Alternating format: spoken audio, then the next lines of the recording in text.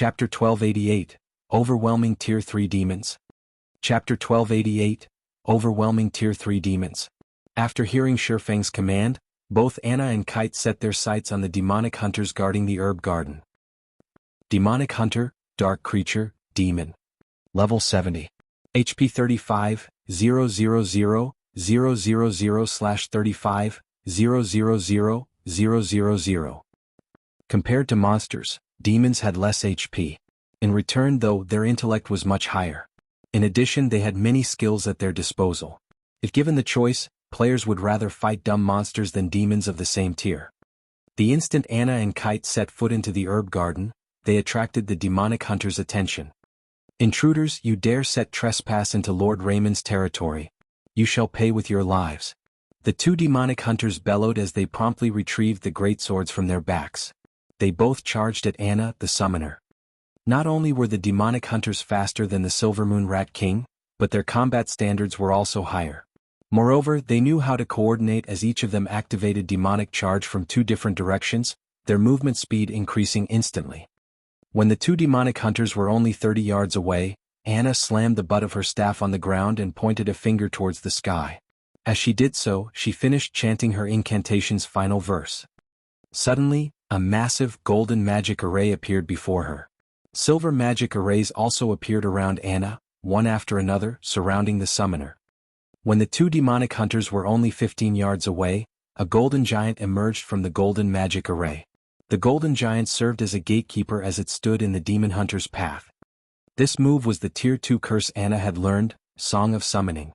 It allowed her to summon a Tier 3 golden giant to aid her. 10 Tier 2 rock guardians also appeared from the silver magic arrays around Anna. In the blink of an eye, Anna had summoned a monster army. Golden Giant, Elemental Being, Great Lord. Level 72. HP 77, 000, 000/77, 000, 000. Rock Guardian, Elemental Being, Lord. Level 72. HP 31, 000, 000/31, 000, 000. Although the two demonic hunters tried to circle the summoned creatures and attack Anna directly, the summoner had prepared for this. With a light wave of her staff, she fired several elemental bullets at the demonic hunters. Dang, dang, dang. The two demonic hunters responded quickly by blocking the bullets with their greatswords. However, the golden giant appeared behind the two demonic hunters, its fists descending on their heads. Boom. -415,797.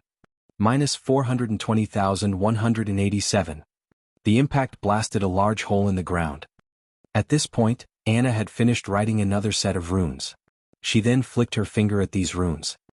Immediately, these runes embedded themselves into the 10 rock guardians' bodies, who had already surrounded the two demonic hunters. As these runes merged with the rock guardians, a golden magic array formed around the two demonic hunters. Although the demonic hunters attacked the barrier, it remained intact as the rock guardians split the damage equally. Moreover, this magic array granted the rock guardians a 10% increase to their basic attributes and reduced the demonic hunters' basic attributes by 15%. With this, it became even more difficult for the demonic hunters to kill the rock guardians and break free from the magic barrier. So strong. Shifeng was quite impressed. Although he had long since known that an epic personal guard had extraordinary potential, he never imagined that Anna would grow to the point of being capable of suppressing two Tier 3 demons all by herself. If a player of the same tier fought Anna, she would overwhelm them until their death. Not to mention, Anna still had her epic ranked legacy skill, Angel Summoning. Whether in a one-on-one fight or a group fight, Anna had no weaknesses. Suddenly, the Sword Master Kite charged into the magic array and slashed his fragmented legendary sword at one of the demonic hunters. The targeted demonic hunter responded quickly, slashing its greatsword horizontally and easily deflecting this attack. However, the instant the demonic hunter blocked the attack, it was forced to retreat by half a step. Immediately after, over a dozen wind blades struck the demonic hunter from multiple directions. -44,671. -44,598. -45,102. In the blink of an eye, the demonic hunter lost over 500,000 HP. Kite was clearly superior in both strength and speed. After watching his personal guard's performance for a short moment, Shi Feng joined the battle. Although both Kite and Anna could overwhelm the Tier 3 demons, the demons were different from the Silvermoon Rat King.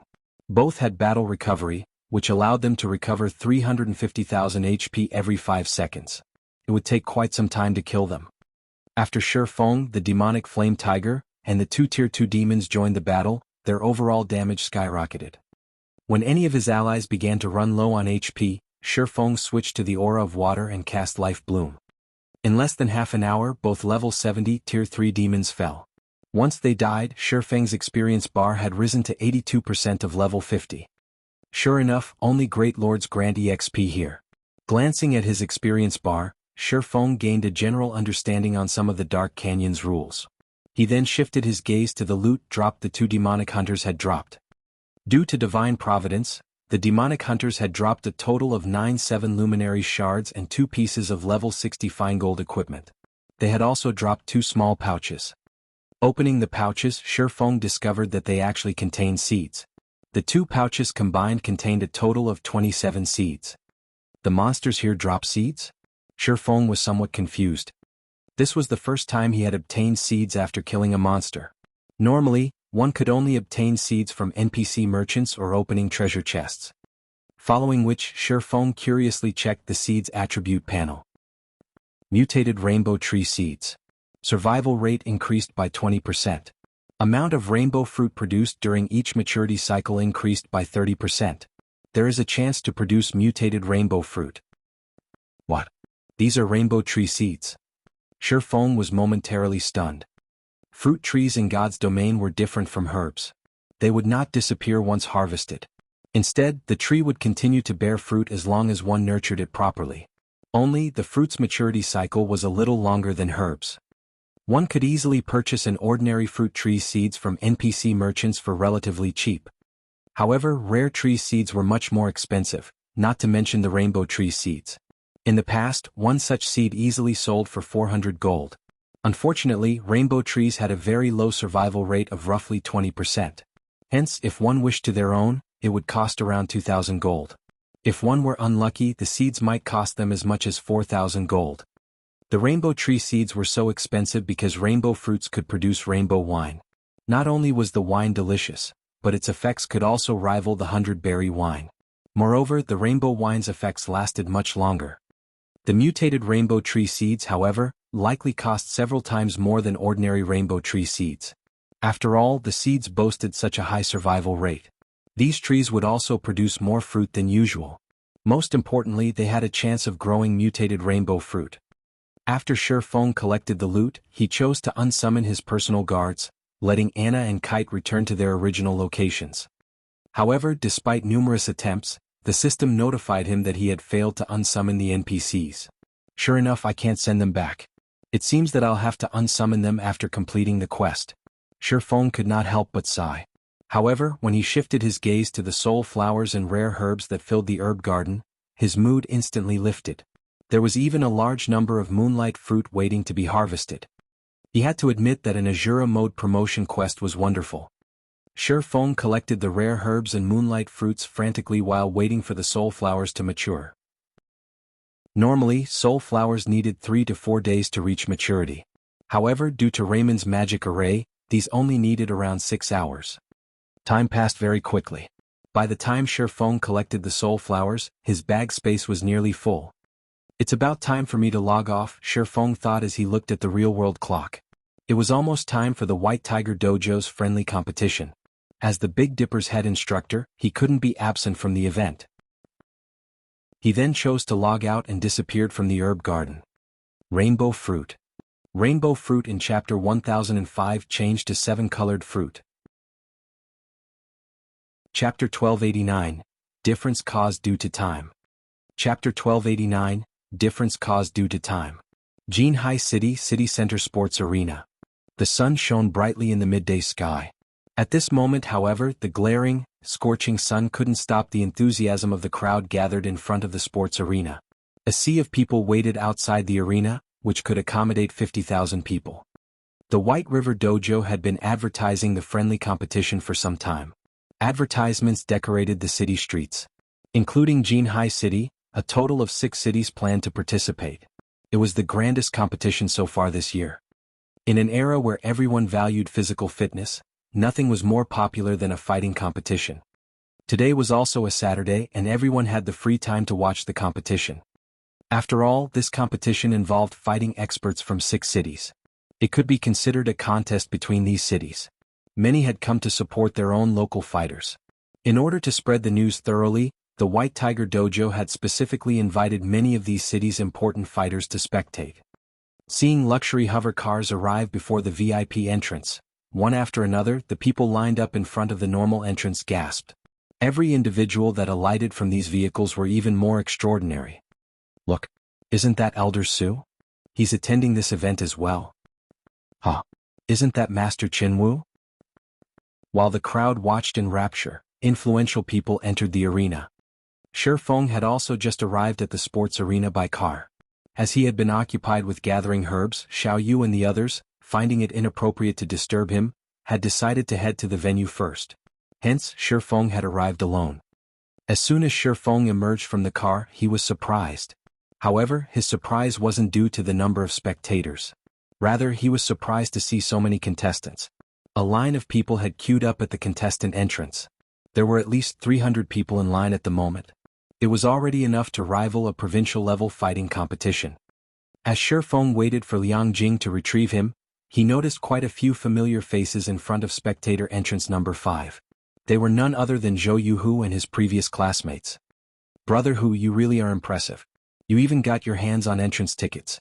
When I showed off my ticket, my classmates were so jealous. A robust youth with a long nose and beady eyes praised Zhou Yuhu. That's nothing to Brother Hu. Brother Hu is famous at our school. Not only did he pass the professional fighter's test and officially become a reserve professional fighter, but he is also one of the few Shadow Guild experts in our school. It is a piece of cake for him to get a few tickets to this competition. A youth wearing a t-shirt proudly proclaimed. Amazing. Brother Hu has become a reserve professional fighter. In that case, won't he become an actual professional fighter in 1 or 2 years? At this moment, several tall, beautiful female students gazed at Qin Shuyu, who stood beside Zhou Yuhu in envy and admiration. Senior Shuyu, you really are blessed. You actually nabbed Brother Hu for yourself. It was extremely difficult to become a professional fighter. One needed talent. Becoming a professional fighter also meant earning a high income. If one became one of the top 10 fighters in the city, living in a high-end residence and owning a luxury car would be possible. If one became a champion, they would gain a lot of influence and wouldn't have to worry about money for the rest of their life. What are you girls talking about? Qin Shuyu, who wore a blue blouse and short skirt, pretended to get angry. However, her eyes contained a faint trace of pride. As the group chatted merrily, Zhou Yuhu noticed Shi Feng, who waited in the distance. Huh, isn't that Shi Feng? Hearing Zhou Yuhu's words, everyone turned to look. These people more or less knew about the history between Shi Feng and Zhou Yuhu. Shi Feng had defeated Zhou Yuhu in a single move, instantly becoming famous in the university. However, it had been quite some time since they had seen Shi Feng, as shortly after his fight with Zhou Yuhu, he had vanished. Shi Feng wore a dark blue tracksuit. Compared to several months ago, he had built up quite a bit of muscle. He gave off an indescribable sense of familiarity. Why is he here? Qin Shuyu watched Shi Feng in confusion. After the fellowship party, Shi Feng had cut off all connections with his classmates. After graduating from university, she had heard that Shi Feng had joined a considerably powerful gaming workshop and was doing fairly well. I suppose he's here to watch the competition. Watch the competition? I doubt that. If that was the case, he should be in line for one of the spectator entrances rather than relaxing on a bench. He graduated already, yet he's still going around wearing a tracksuit. I guess he hasn't done that well. Sure enough, those rumors about him becoming powerful were lies. Senior Shuyu, it seems your decision back then had been a wise one. I wish my eyes were as keen as yours. The group praised Zhou Yuhu one after another. After all, the difference between Zhou Yuhu and Shi Feng was obvious. One was a nobody working for some gaming workshop, while the other was an upper echelon in the well-known Shadow Workshop. Moreover, not only was Zhou Yuhu the envy of white-collar workers, but he was also a reserve professional fighter. As long as he could pass the city's qualifiers within 3 years, he would officially become a professional fighter. Every dojo and training center in the city would offer high pay to recruit him. Senior Shuyu, why don't we invite him to join us? We have an extra ticket. Letting it go to waste would be a pity. That's right. There are people willing to buy back row tickets for 1,500 credits. It would be a loss to hold on to it. In any case, he must want one. We can sell it to him for 1,200 credits. Consider it doing him a favor. Zhou Yuhu and Qin Shuyu agreed with the suggestion. Obtaining these tickets hadn't been cheap. Even back row tickets cost 500 credits through official channels. Originally, they had bought just enough tickets, but one of their party wasn't able to attend due to some urgent matter. If they did nothing with the ticket, they would have thrown away 500 credits. By selling it to Shifeng, they could earn a quick buck and ridicule their old classmate. Alright then. In any case, holding on to it would be a waste. Since we are old classmates and we haven't seen him for some time, we can use this opportunity to catch up. Qin Shuyu nodded. However, after taking a few steps forward, Qin Shuyu noticed a gorgeous beauty with 4 black-clad bodyguards in tow approach Shifeng gracefully. This woman, wearing an exquisite business suit, even made Qin Shuyu feel ugly. She was none other than Liang Jing. Head Instructor Sure, you finally decided to show up. Let's hurry inside. Chairman Xiao and the others are already waiting anxiously for you. Had you been any later, they would have fetched your gaming cabin with you inside. Liang Jing grumbled when she saw Shifeng's leisurely behavior. Aren't I here now? Shifeng chuckled. Let's go. Hearing Shifeng's words, Liang Jing led him through the VIP entrance. Although the several security guards at the entrance wanted to verify their identities, when they saw Liang Jing produce a gold-plated VIP invitation card, they halted their steps and stood aside respectfully. Crap, who are those people? They have a gold invitation card. I thought the White Tiger Dojo had only given out 20 of those. As Shifeng and Liang Jing entered the building, the security guards stated after them in surprise. If the 20 golden invitation cards were split evenly among the 6 cities invited, each city would only get 3 or 4 cards. Only those whom the White Tiger Dojo valued would receive one. Meanwhile, Zhou Yuhu and the others who waited in front of the spectators' entrance were dumbfounded, their eyes nearly falling out of their sockets. Chapter 1290, Display of Strength. Chapter 1290 Display of Strength. How is this possible? Doesn't he work for a gaming workshop? Qin Shuyu stared at Shifeng incredulously as the latter entered the VIP entrance. She couldn't believe her eyes. Every person she had watched go in through that entrance was an influential fighter in Jianghu City, yet Shifeng boldly walked through the doors. Moreover, even the security guards had treated him with respect. How was he not doing well after graduating? He had risen to an entirely different level. So the rumors were true. Her companions' jaws had dropped as they stared at the VIP entrance. When they thought about how they had planned to sell Shifeng a back row ticket, they realized the idea was laughable. Fortunately, they had not actually tried to sell him the ticket. Otherwise, they would have humiliated themselves. Senior Shuyu, aren't you very familiar with Senior Shifeng? I'm very interested in gaming. If there is an opportunity, would you introduce us? A petite girl with big, round eyes and cherry-red lips asked Qin Shuyu with anticipation. If there is an opportunity, I'll introduce you, Qin Shuyu muttered, wearing an indescribably awkward expression. Meanwhile, in the sports arena's VIP hall, upper echelons from the various dojos and training centers, as well as influential figures from the various cities, had gathered, chatting merrily. Only, despite the sounds of laughter that filled the hall, an intense hostility snapped between them. When 3 of the White Tiger Dojo's people entered, practically every upper echelon shifted their gazes to the newcomers. Among these 3, the one leading the group was a middle-aged man in his mid-30s. The man gave off a peaceful aura. Of the 2 men beside him, one was Gan Xingting, the representative instructor for Jianghu City's White Tiger Dojo, while the other was Xie Qiwen, White Tiger Dojo's rising star. What? Jiang Tianyuan is here. Seeing as Jiang Tianyuan is attending, this competition must be quite important to the White Tiger Dojo. When the crowd saw the middle-aged man Jiang Tianyuan, they spoke in hushed whispers. In the fighting world, Jiang Tianyuan had been a superstar in the past. He had participated in multiple international competitions and had placed quite well. During his youth, he had been practically unrivaled among his peers within the country. The White Tiger Dojo had raised him to the position of advanced instructor at a very young age. He had even become a hall master, managing over a dozen branches. Jiang Tianyuan was definitely one of the White Tiger Dojo's core upper echelons. Even the dojo's head hall master treated him with respect. The fact that such an important figure had set foot in a backwater city like Jinhai City proved that the White Tiger Dojo intended to do anything possible to win this competition. The minor dojos and training centers clearly had no chance of winning. Chiwen, are the arrangements for the competition complete? Jiang Tianyuan asked quietly after he greeted the various VIPs. Hall Master, everything is complete. Once this competition is over, the White Tiger Dojo will secure all 6 cities, Xie Chiwen reported, smiling. Good then. Jiang Tianyuan nodded. However, I heard that the Big Dipper Dojo has a few skilled fighters. I've also heard that Lei Bao is now one of their instructors. Make sure our competitors do not grow complacent. Hall Master, rest assured, we've investigated the Big Dipper Dojo situation. Among their 20-year-old and younger members, none are exceptional. I am sure that some other dojo or training center will deal with Big Dipper before we have to, Xie Chiwen said confidently. If the woman named Fire Dance, who had defeated Gan Xingting in a single move, took part in this competition, they would have to take Big Dipper seriously. However, none of the dojo's new members had any talent to speak of, much less strength. Compared to the Big Dipper Dojo, the other dojos and training centers posed were a greater threat.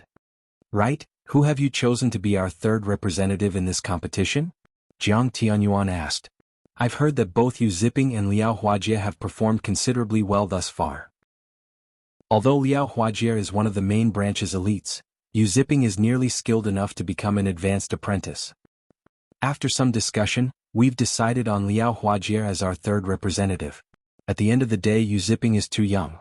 Although Yu Ziping has the advantage when it comes to the basics, he doesn't have as much combat experience as Liao Huajie, Xie Chiwen explained, smiling. What a pity. This is a good opportunity to accumulate experience. After all, that child is quite talented. After Jiang Tianyuan considered the matter, he agreed with Xie Chiwen. The competition was extremely important.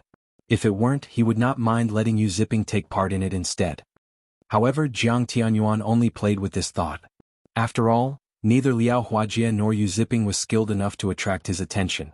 He had only asked because Yu Ziping was one of his daughter's friends. Elsewhere in the arena. Head instructor Shi, you're finally here. When Xiao Yu saw Shi Feng enter the room, he hurriedly welcomed the latter. Anxiously he asked, how is the team coming along? The competition was about to start, yet the Big Dipper's chairman was utterly unfamiliar with his team's condition. To make matters worse, quite a few influential figures within Jinhai City were concerned and had repeatedly asked him about Big Dipper's representatives. Meanwhile, he could only smile in response. He didn't have any answers for them. They should be all right, Shi Feng said, chuckling. Hearing Shi Feng's vague reply, Xiao Yu was speechless. He even wondered if Shi Feng was concerned at all. However, Xiao Yu's requirement wasn't overly high. As long as they didn't lose too miserably, he'd be satisfied. After all, the White Tiger Dojo had dispatched its elites from the main branch. Although Xiao Yu tried to say something more, the bell signaled the start of the competition. Everyone immediately turned towards the arena. The large sports arena, which was capable of accommodating 50,000 spectators, was filled to the brim. The venue was extremely lively, and even some of the contestants who participated in fighting competitions frequently grew tense. Of all the people that had applied to join the competition, a total of 768 people had qualified. These people would be divided into 32 groups of 24. Only one person from each group would proceed to the official competition. It was a cruel elimination round. Each dojo and training center's 3 contestants would be divided into different groups. 32 platforms had been set up inside the arena. Hence, all 32 groups could compete simultaneously without wasting time. The audience would get their fill of exciting fights. A virtual screen had also been set up in the arena center, displaying the winners of each round. Naturally, the more winners a dojo or training center possessed, the more powerful they would be. The results would allow the audience to judge just how strong the various dojos and training centers were. Although the White Tiger Dojo called this a friendly match, everyone knew that it was a ploy to show off its strength and the difference between itself and the other organizations. Following which, the contestants entered the arena. They moved towards the platform corresponding to their groups. Seeing the various contestants, the audience seated grew excited. Look, isn't that Gu Qin one of the White Tiger Dojo's geniuses? A frequent participant in the national competition is actually taking part in this competition. Huh. Isn't that Beauty Yuqing? I heard that she is a female genius second only to Tang Jingyao in the White Tiger Dojo. If she's here as well, there's no need for this competition. The final match will definitely be between Yi Yuqing and Gu Chen. As the audience watched the White Tiger Dojo's representatives approach the stages, they were stunned. Meanwhile, the various dojos and training centers' upper echelons paled at the sight. With two of the White Tiger Dojo's geniuses participating in this competition, how could they compete? Xie Qiwen, who watched from the VIP stands, suddenly noticed a familiar figure on platform number 14. This figure was none other than Yu Zipping. Why is he here? Xie Qiwen was flabbergasted. Chapter 1291, Death Group. Chapter 1291, Death Group. So, you secretly applied for the qualifiers, knowing that you wouldn't be chosen as a representative? Xie Qiwen's expression darkened as he glared at Yu Zipping on platform number 14. You really are a resilient bastard.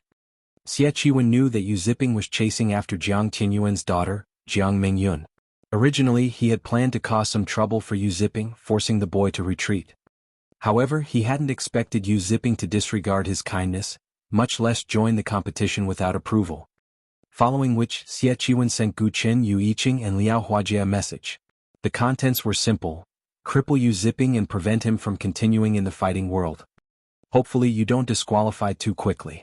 Xie Qiwen sneered as he looked at Yu Zipping. He had to admit that Yu Zipping was quite lucky. Among the White Tiger Dojo's 3 representatives, none were assigned to platform number 14. If he wished to take Yu Zipping out, he had to wait until the boy won the elimination round. As long as Yu Zipping won in the elimination round, he would be easy to deal with. Although this was only a friendly competition, injuries were common in any fighting competition. For an elite like Gu Chen, accidentally crippling Yu Zipping in a fight would be a piece of cake. Even if Yu Zipping could recover, a mere disciple with no background wouldn't be able to afford the treatment. Suddenly, Gan Xingting approached Xie Qiwen, respectfully handing his superior a folder. Boss, here's the detailed report on the dojos and training centers representatives that you asked for. Good job. Xie Qiwen nodded, casually browsing through the information. He was responsible for handling the occupation of the 6 cities. This was the first important task the White Tiger Dojo had assigned him. Naturally, his performance had to be flawless. Although he didn't expect anyone from the 6 cities to defeat his dojo's representatives, he had Gang Xingting investigate any noteworthy opponents. Among the 6 cities, there were only 3 noteworthy opponents: the Martial Heaven Dojo, White Cloud Dojo, and Big Dipper Dojo. Among the 3, the Martial Heaven Dojo and White Cloud Dojo deserved the most attention. After all, these 2 were considerably famous in the past. Only their fame had fallen considerably since then. However, they were still capable of nurturing national fighters once every few years. The martial arts master, Lei Bao, was the only reason the Big Dipper Dojo was considered a worthy foe. They also had Fire Dance, who was suspected of being a martial arts master as well. With these 2 masters, the Big Dipper Dojo might have some hidden trump cards. As Xie Qiwen read through the files, however, he noticed a familiar name, Yu Zipping. Moreover, Yu Zipping was representing the Big Dipper Dojo. Seeing this, Xie Qiwen was momentarily stunned. He was utterly dumbfounded by Yu Zipping's foolishness. Had Yu Zipping joined the competition as an individual, the youth would retain his identity as a White Tiger Dojo intermediate disciple. If that were the case, he couldn't do anything too drastic against the youth. After all, Jiang Tianyuan was watching. However, the situation had changed. By representing another organization, Yu Zipping had severed all ties with the White Tiger Dojo. Even if he crippled the boy, Jiang Tianyuan wouldn't interfere. On the contrary, Jiang Tianyuan would be pleased. After all, no one tolerated a traitor. Since you're asking for a beating, I'll gladly give you one. Xie Qiwen sneered. However, something is off about this Big Dipper Dojo. Were they unable to find suitable candidates? They're actually willing to work with members from other dojos. Although the information regarding Shadow Sword and Turtle Dove showed that both had participated in their own city's professional qualifiers, they had never passed the elimination rounds to become official professional fighters. This year was their last opportunity to surpass their status of reserve professional fighters. Even in weaker dojos, people like Shadow Sword and Turtle Dove were a dime a dozen. They were only slightly stronger than the Big Dipper Dojo's new members. I have really overestimated them. Xie Qiwen turned to look at Shi Feng and the others who sat in the VIP stands, his sneer still plastered on his face. It would be a pity to keep such interesting information to ourselves. Xingting, notify the text to switch the main screens to these 3 people when it's their turn to fight. I want everyone to watch the Big Dipper Dojo's performance. There were 4 virtual screens set up in the center of the arena to give the audience a better view of the fights. However, due to the number of platforms, only the interesting matches were broadcast. As the host of the competition, the White Tiger Dojo could choose any particular fight to broadcast. When choosing to join a dojo or training center, fighters usually based their selection on the establishment's capability to nurture its members. If it was well known that if a dojo's members were weak, no one would join it, regardless of who the instructors were. Boss, rest assured, I'll make sure that they are the main focus of the competition, Gan Xingting said. Meanwhile in the VIP stands, when Xiaoyu read the information Shi Feng had provided regarding the Big Dipper Dojo's representatives, he very nearly fainted. He had met these 3 people when they had arrived at the sports arena. However, he didn't know much about them. Now that Xiaoyu had read the reports, he regretted not holding Shi Feng back. He felt that Shi Feng had underestimated the 6 cities' various dojos and training centers. After all, of the dojo's representatives, 2 were not even professional fighters. They were merely reserves.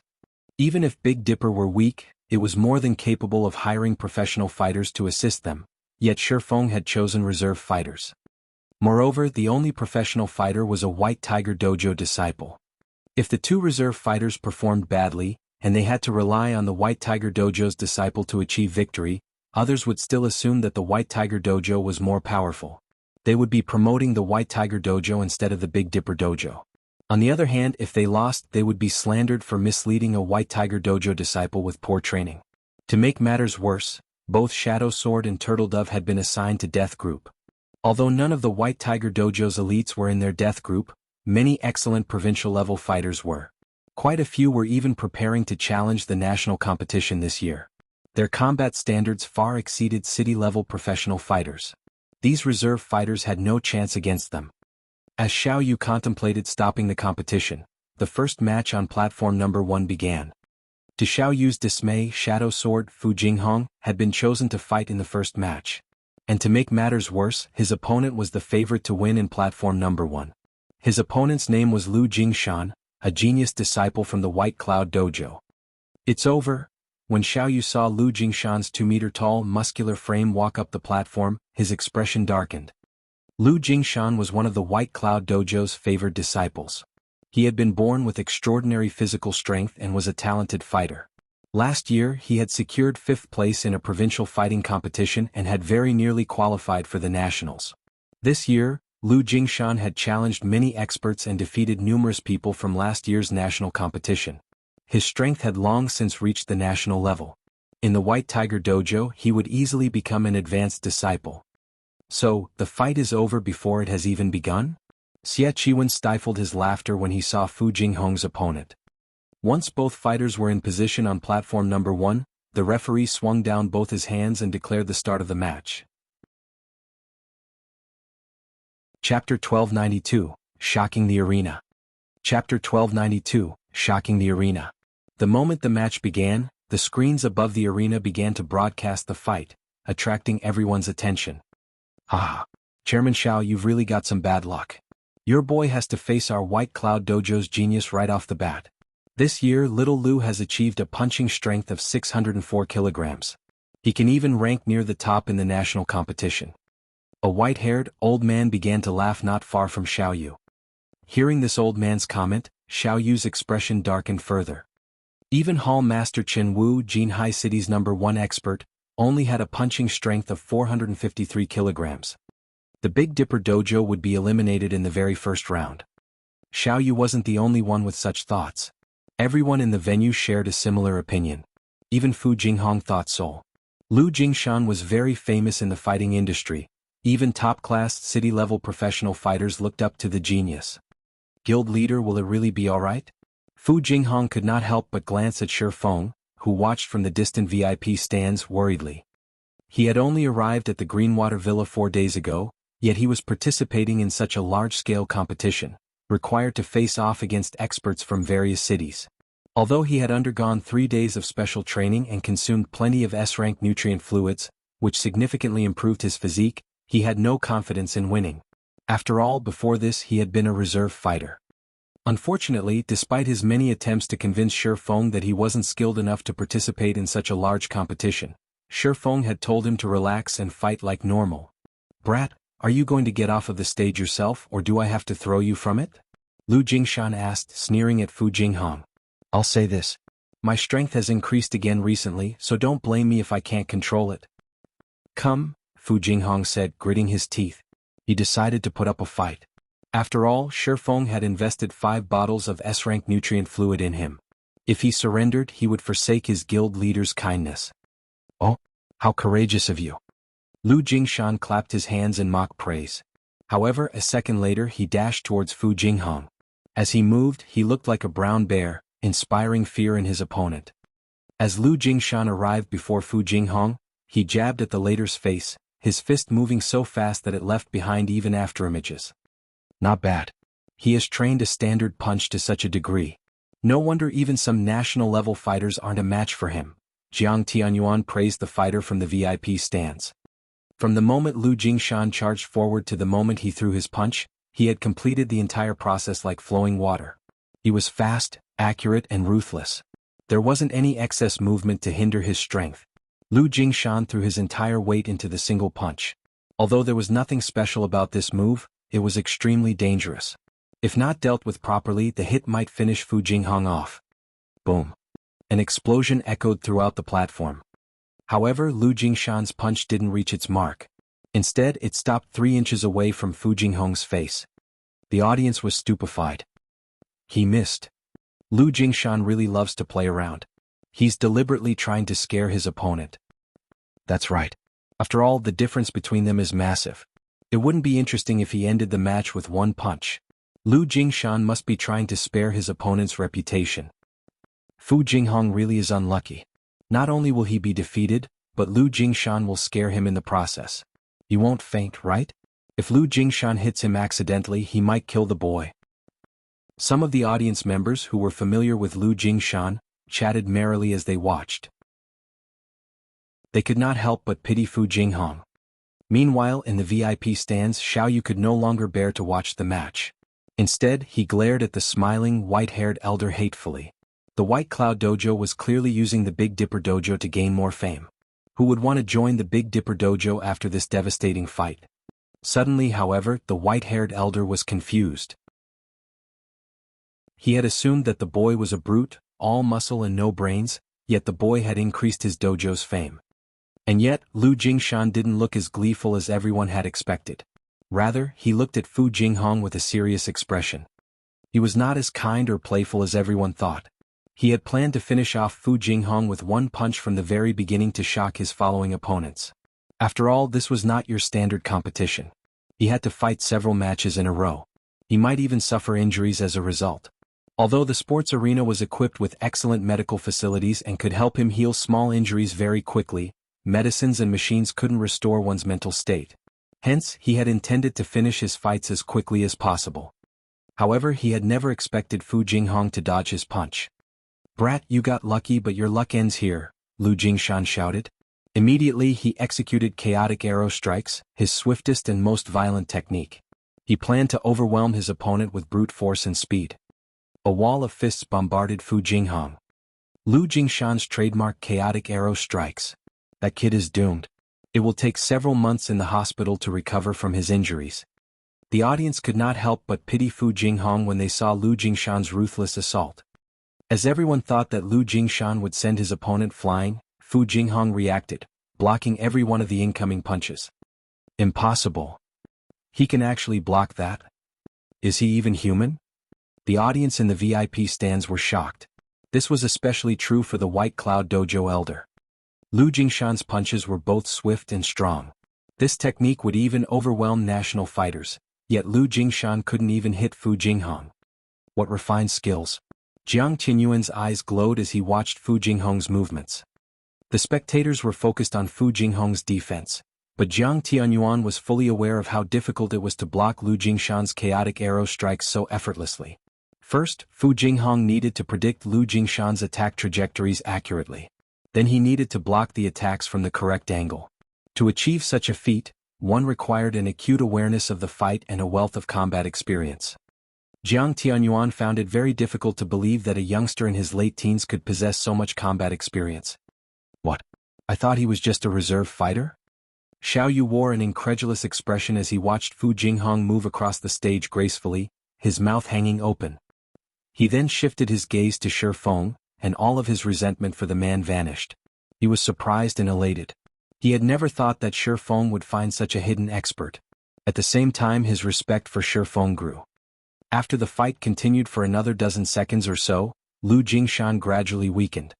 While chaotic arrow strikes could overwhelm his opponent, the move taxed his stamina.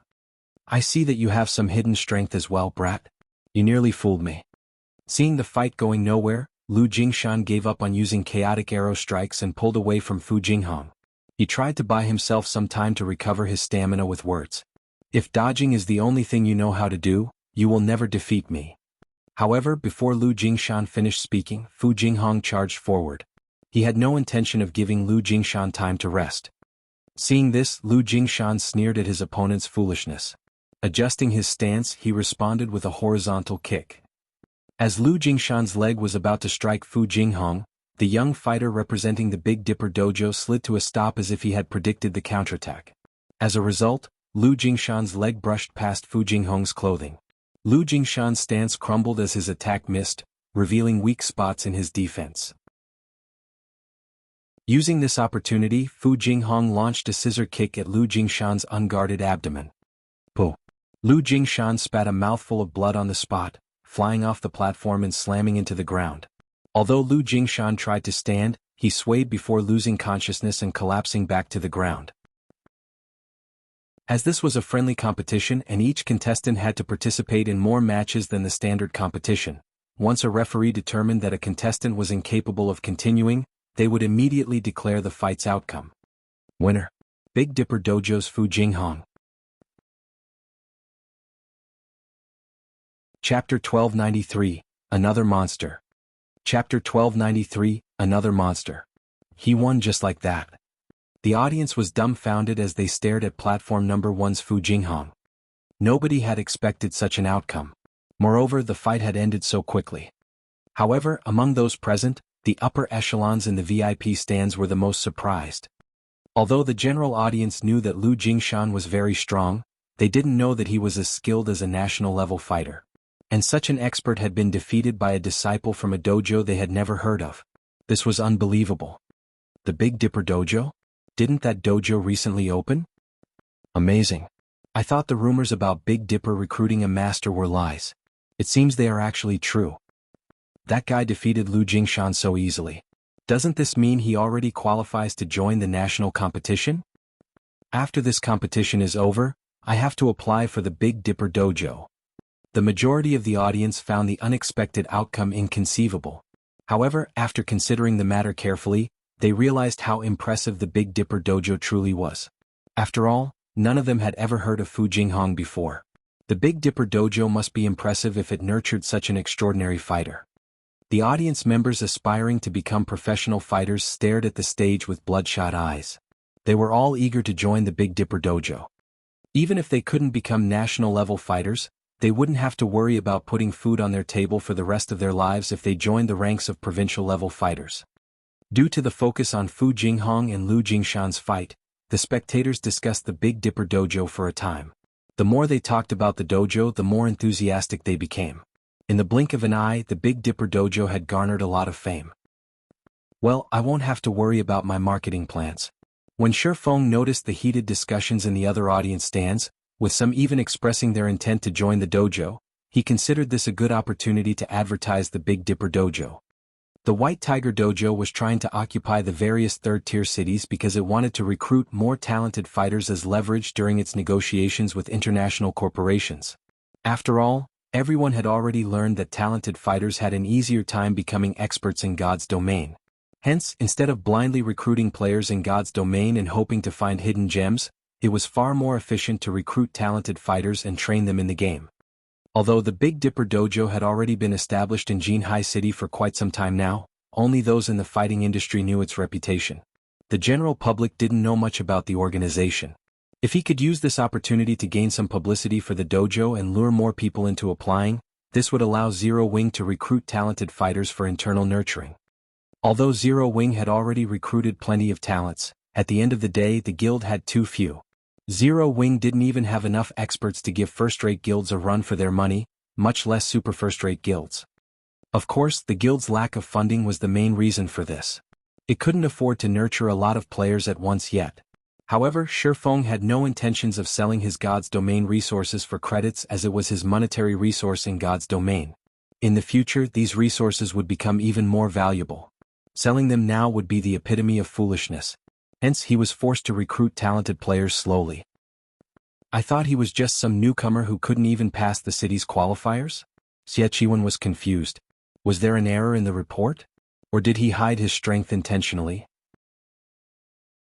The fact that Fu Jinghong had defeated Lu Jingshan proved that he was not a mere reserve fighter, yet no matter how Xie Qiwen looked at it, it shouldn't be possible for a city-level fighter to grow to a national level within a short period. I have really underestimated the Big Dipper Dojo to think they would have such a hidden trump card. Xie Qiwen could not help but shift his gaze towards Shifeng. Sneering, he muttered, "Although I've allowed you all to gain some fame, do you really think the championship will be that easy to win?" He hadn't expected the Big Dipper Dojo to have an expert capable of defeating Lu Jingshan. However, Gu Qin and Yi Yuqing had no cause for concern. Meanwhile, Shadow Sword, Fu Jinghong, was still dazed as he remained on platform number 1. "I won just like that?" Fu Jinghong muttered as he watched the medics carry away Lu Jingshan on a stretcher. He questioned his own performance. Was that really Lu Jingshan? He had challenged the city qualifiers twice before. However, he had been eliminated both times. Meanwhile, Lu Jingshan was an expert who actively participated in provincial-level competitions. The difference between them was like heaven and earth. Logically, he shouldn't have been able to win. Yet, although Lu Jingshan's attacks had been fierce and powerful, he counted plenty of weaknesses in Lu Jingshan's stances. Most importantly, Lu Jingshan had telegraphed his attacks with his body language, which allowed him to predict his opponent's strikes. As a result, not only had he easily avoided Lu Jingshan's attacks, but he had also blocked Lu Jingshan's seemingly unblockable chaotic arrow strikes. This was a basic mistake that no expert should make. Of course, he hadn't realized his own abilities earlier either. He had only learned about these factors after training with Lei Bao and sparring with Kola and the others. However, learning about these flaws was one thing. Putting this newfound knowledge to proper use was another altogether. To do so, he had arduously trained to execute void steps in God's domain and utilized the S-rank nutrient fluids to recover from the exhaustion, gradually increasing his brain activity. Only, even after his training, Kola and the others still beat him mercilessly. Meanwhile, in the VIP stands, Shifeng wasn't surprised in the least to see this outcome. Shadow Sword was immensely talented. He could easily see this in the young man's performance in God's domain. But there were a lot of differences between combat in God's domain and fights in the real world. If one wished to use their combat experience in the game in the real world, they needed to adapt. After all, one's body in the real world was different from their body in God's domain. There were minute differences between the way one controlled these two bodies. Of course, with proper guidance, one could adapt easily. Over the past 3 days, Shadow Sword had trained with Lei Bao continuously. He had also received plenty of nutrient fluids to aid his body's growth and repair. Most importantly, thanks to the S-rank nutrient fluids, his mental capabilities had evolved, allowing his 5 senses to become far more sensitive. Coupled with Shadow Sword's wealth of combat experience, it was only a matter of course for him to defeat someone like Lu Jingshan, who had very little combat experience. Once the match on platform number 1 ended, the matches on the other platforms began. The fights here were much more exciting than the city's annual fighting competition, so the audience's blood boiled as they watched. After watching Fu Jinghong defeat Lu Jingshan, who had been a favorite to win, the other fighters on platform number 1 weren't so desperate to win. If they didn't think that they could defeat their opponent, they simply surrendered. After all, they still had to participate in official competitions once this friendly competition ended. Unless absolutely necessary, they would avoid injury. Aside from platform number 1, some eye-catching experts emerged on the other platforms. The White Tiger Dojo's 3 experts in particular struck fear in their opponents, extinguishing their plans for overcoming the elimination round. Meanwhile, the match on platform number 28 ended within less than 5 seconds. A robust man that was 1.9 meters tall was thrown from the platform, tearing a gasp from the spectators. If the person responsible were a muscular man, they wouldn't have been surprised. However, the victor was a charming beauty with an hourglass figure. With a single punch, this beauty had sent a 1.9-meter-tall man flying over 3 meters away and off the platform's edge. The waiting fighters sucked in a breath of cold air when they saw this. Suddenly they were afraid of this beauty. What kind of monstrous strength does she possess? Crap. Just who is she? Everyone began to evaluate the young woman. Meanwhile, the various dojos and training centers' upper echelons began to investigate this mysterious girl. When they discovered her identity, they nearly cried out in shock. This girl was actually one of the Big Dipper Dojo's representatives, Turtledove Yu Qiao Qiao. Chapter 1294, Famous. Chapter 1294, Famous. Amazing. Truly amazing. Are all of Big Dipper's disciples so powerful? Exclamations echoed throughout the spectator stands. When they discovered Yu Qiao Qiao's identity, their interest in the Big Dipper Dojo grew. If only one of the dojo's representatives were strong, they could chalk it up to that individual's talent. However, it was a different story if both representatives were powerful. This showed that the dojo had excellent teaching methods. Meanwhile, the various upper echelons in the VIP stands stared at Shi Feng and Xiao Yu in shock. Didn't Big Dipper recently establish its dojo? How could they have nurtured such skilled disciples? No wonder why the White Tiger Dojo stopped challenging the various dojos and training centers after visiting the Big Dipper Dojo. It turns out that the Big Dipper Dojo is actually quite powerful. So, that rumor was true. The Big Dipper group has won the lottery this time. Why can't a powerful master stumble into our dojo as well? Everyone in the VIP stands was a fighting industry insider, so they were all aware that the Big Dipper Dojo was a new construct. Moreover, the dojo had specifically been established for Shi Feng. However, they had neither expected Shi Feng to be such a powerful individual nor a capable instructor. With this, the Big Dipper Dojo's fame would grow. Haha. Big brother, our Big Dipper Dojo is famous. Several people just contacted me stating that they wish to join the dojo. There are even a few professional fighters among them who have previously refused our invitations, Xiao Yan said excitedly. Since the dojo's establishment, the Big Dipper group had constantly searched for ways to expand the dojo's influence. After all, a dojo wouldn't necessarily become popular just because it had a master martial artist leading the training sessions. Before the dojo succeeded in nurturing powerful disciples, nobody would know how capable said master was. If the master happened to be inept at teaching, there was no point to joining the dojo. Hence, they had attempted to recruit some well-known professional fighters in Jianghu City and the several neighboring cities. Unfortunately, these fighters had either refused outright or demanded too high of a price. Now, however, these professional fighters who had acted like almighty masters, acted like children. They were all eager to join the Big Dipper Dojo. Xiao Yu nodded and smiled as well. He hadn't realized how thoroughly Shi Feng had hidden his capabilities either. Now, they didn't have to worry about damage to the Big Dipper Dojo's reputation, and they could recruit a plethora of well-known professional fighters. As the audience paid more attention to the Big Dipper Dojo, the matches around the arena became increasingly intense as the various competitors fought to obtain the only advancement slot for their respective platforms. As predicted, all three representatives from the White Tiger Dojo advanced through the elimination round eventually. All three were unbelievably skilled. The other dojos and training centers didn't fare as well. Over 40-plus dojos and training centers had come to participate. Even if the remaining slots were divided equally, not every establishment could earn a slot. Furthermore, many fighters had joined the competition independently. In the end, only the stronger dojos and training centers would advance. The White Tiger Dojo really is impressive as expected of one of the country's best dojos. The other dojos and training centers simply aren't a match for it. The Martial Heaven Dojo is also pretty strong. All three of its representatives advanced. As for the White Cloud Dojo, if Lu Jingshan hadn't lost, all of its representatives would have advanced as well.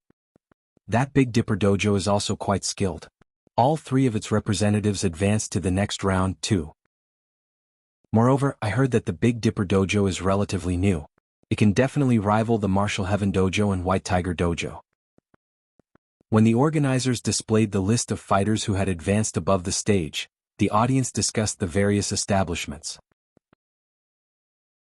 Among the many dojos and training centers, only the White Tiger Dojo, the Martial Heaven Dojo, and the Big Dipper Dojo would be represented by all three of their fighters in the next round. Hence, many people started comparing the three dojos. When Xie Chiwen heard the chatter, he paled. The spectators were comparing one of the country's best dojos to third-rate organizations. If news of this reached the main branch, the higher-ups would call his management capabilities into question.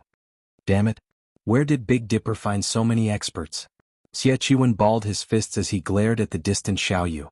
In his opinion, the only person in the Big Dipper group capable of such a feat was the sly old fox, Xiao Yu. As Xie Chiwen inwardly cursed Xiao Yu's cunning, Jiang Tianyuan asked from beside him, "Chiwen, why is Yu Zipping listed among the Big Dipper Dojo's representatives?" "Hall Master, this. I'm not sure." Feigning ignorance, Xie Chiwen replied, "I'll have someone find out what is going on immediately. Once he returns, I'll demand an explanation." "No need." Despite the White Tiger Dojo's nurturing, he dares to represent another dojo without consent. He has already broken one of our sacred taboos. He is no longer a member of the White Tiger Dojo. Let him fend for himself, Jiang Tianyuan announced coldly. Originally, he had considered Yu Zipping a talented child worthy of the dojo's attention. Hence, he had specifically asked if the boy had been chosen to represent their dojo in this competition. Even if Yu Zipping hadn't been chosen, he had intended to recommend moving the youth to the main branch for better training. However, Yu Zipping had greatly disappointed him. Understood. Xie Chiwen nodded. However, when Jiang Tianyuan looked away, he revealed a faint sneer. Yu Zipping had lost his protection from the White Tiger Dojo. It was obvious that Jiang Tianyuan's attitude towards Yu Zipping had changed significantly. After this, dealing with the boy would become easier. Once the competition ended, he would report Yu Zipping for violating his contract with the White Tiger Dojo. Not only would Yu Zipping be forced to pay a massive compensation fee, but it would also deal a blow to the Big Dipper Dojo's reputation. To protect itself, the Big Dipper Dojo might be forced to abandon Yu Zipping. Shortly after the elimination round, the 32 contestants that had advanced approached the sports arena's main stage to draw lots. The main stage was far more spacious than the surrounding platforms. Moreover, the virtual screens constantly broadcast the main stage, allowing all of the spectators to watch the fights. As the 32 contestants drew lots in sequence of their platform number, a petite, beautiful girl in a blue martial arts uniform walked up to Yu Zipping. This girl was none other than Yu Qing. "Yu Zipping, must you do this?" Yu Qing asked quietly. "You know that Hall Master Jiang already plans to give Mengyun to Xie Chiwen. If you leave to join the Big Dipper Dojo now, you'll destroy your future." In the White Tiger Dojo, very few knew that Yu Qing, who was only second to the goddess Tang Jingyao in terms of strength, had a friendship with Yu Zipping and Jiang Mengyun. "I couldn't care less about that anymore. Xie Chiwen is only a step away from the global stage. Meanwhile, I am still a mere intermediate disciple in the White Tiger Dojo. Whether it's strength, resources, or family background, I am inferior to him in every aspect. If I don't fight now, I won't have a chance once he reaches the international level," Yu Zipping said seriously. "Even so, you shouldn't go about it like this." Yu Qing was astonished when she saw Yu Zipping's determination. "If you lose the White Tiger Dojo's protection, Xie Chiwen won't hesitate to strike out at you.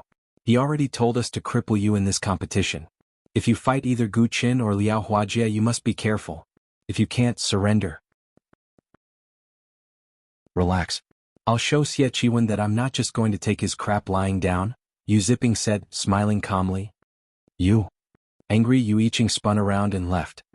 She couldn't understand where Yu Zipping's confidence came from. If she had to fight him, she could show mercy. However, it was a different story for Gu Qin and Liao Huajie. After all, Xie Chiwen was close with both fighters. However, now that Yu Zipping was determined to take this path, it was not her place to stop him. Time passed quickly. After the drawings were done, the competition resumed. The screens above the arena displayed the first matchup. First match: Liao Huajie vs Yu Zipping. Chapter 1295, Instant Judgment. Chapter 1295, Instant Judgment. As the first match was announced, a commotion erupted in the VIP stands. A present White Tiger Dojo disciple fighting an ex-White Tiger Dojo disciple. This match is going to be interesting. Those in the VIP stands were all insiders of the fighting industry. They had already investigated every fighter that had advanced through the elimination round. They were all aware of Yu Zipping's background. Yu Zipping had been a relatively talented disciple of the White Tiger Dojo. He had become an intermediate disciple despite being so young. If he continued to work hard for another year or two, he definitely could have become an advanced disciple. Becoming an advanced disciple in the White Tiger Dojo was basically a guarantee that one could qualify for the national fighting competitions. Yet, for some inconceivable reason, Yu Zipping had shown up as one of the Big Dipper Dojo's representatives.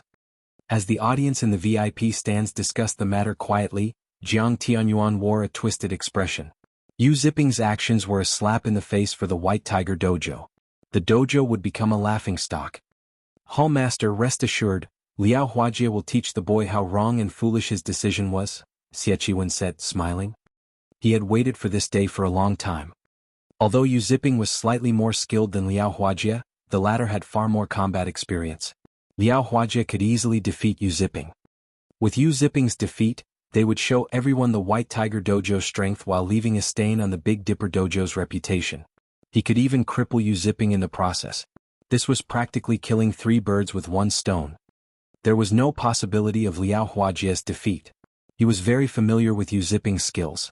The teen would need another 1 or 2 years of arduous training to reach the national level. Meanwhile, Liao Huajie's strength was not as simple as everyone assumed. Below the main stage, the various fighters watched Liao Huajie and Yu Zipping on the main stage. They were very curious to see the outcome of this fight. Unlike everyone else, a flash of concern appeared in Yu Iching's eyes as she watched Yu Zipping stretch. She then quietly moved towards Shadow Sword and Turtledove, who also watched the match. Quietly she said, "If you two are Yu Zipping's friends, you must stop this fight. Liao Huajie is not as simple as you think. He is one of our main branch's watchmen. If you don't stop Yu Zipping before the match starts, he will be in danger." A watchman? Shadow Sword and Turtledove turned to Yu Iching, their expressions turning serious when they heard this. "Are you telling the truth?" Yu Iching was a member of the White Tiger Dojo. Although they did not know what Yu Iching intended by warning them, they knew that watchmen should not be underestimated. Those who weren't familiar with the various dojos and training centers might not know what the term watchman implied. However, those who focused on breaking into the industry's inner circle were familiar with the word. To put it simply, a watchman determined if a disciple was worthy of focused nurturing. After all, a dojo or training center's resources were limited. It was not possible to provide tons of resources to every member. Hence, anyone who could defeat the designated watchman would receive the dojo's attention and vice versa. This maintained the quality of the establishment's best disciples. Watchmen were no weaker than those favored disciples. Rather, the opposite was true. On average, watchmen were stronger. Generally, watchmen were experts the establishment's upper echelons had chosen unanimously. Although watchmen were forced to hide their achievements during their service, once their term ended, they would receive their dojo's best training. Moreover, as compensation, they would have access to an abundance of resources during their service. As a result, many people aspired to become watchmen. Unfortunately, very few were ever chosen. Although not every dojo and training center had watchmen, it was normal for a peak dojo like the White Tiger Dojo. "Why would I lie to you?" Yu Iching rolled her eyes at Shadow Sword and Turtledove. She was one of the White Tiger Dojo's geniuses. She didn't need petty tricks to defeat her opponents. Although I'm not trying to brag, Liao Huajie is no weaker than I am. Yu Zipping stands no chance against him. Moreover, Liao Huajie is famed for his mercilessness during fights. "He's as strong as you are?" Turtledove asked as she evaluated Yu Iching. "If I fought him, I'd have a 60-40 chance of winning," Yu Iching said after giving the matter some thought. Liao Huajie had been hiding his strength. Only the dojo's upper echelons knew his true skill. Meanwhile, she was the genius Tang Jingyao's future successor, so she was at least on par with Liao Huajie. However, to convince the Big Dipper Dojo to take Liao Huajie more seriously, she exaggerated his strength a little bit. "So, that's the case. We shouldn't need to notify the guild leader then." Turtledove breathed a sigh of relief. Shadow Sword nodded in agreement. He too didn't think this matter was worth Shifeng's time. "You guys," Turtledove and Shadow Sword's response dumbfounded Yu Iching momentarily. Although she tried to ask if they truly understood the severity of the matter, they shut her up with a word of thanks. As a result, she could only walk away, fuming as she realized that Shadow Sword and Turtle Dove were just as stubborn as Yu Zipping. None of them could be reasoned with.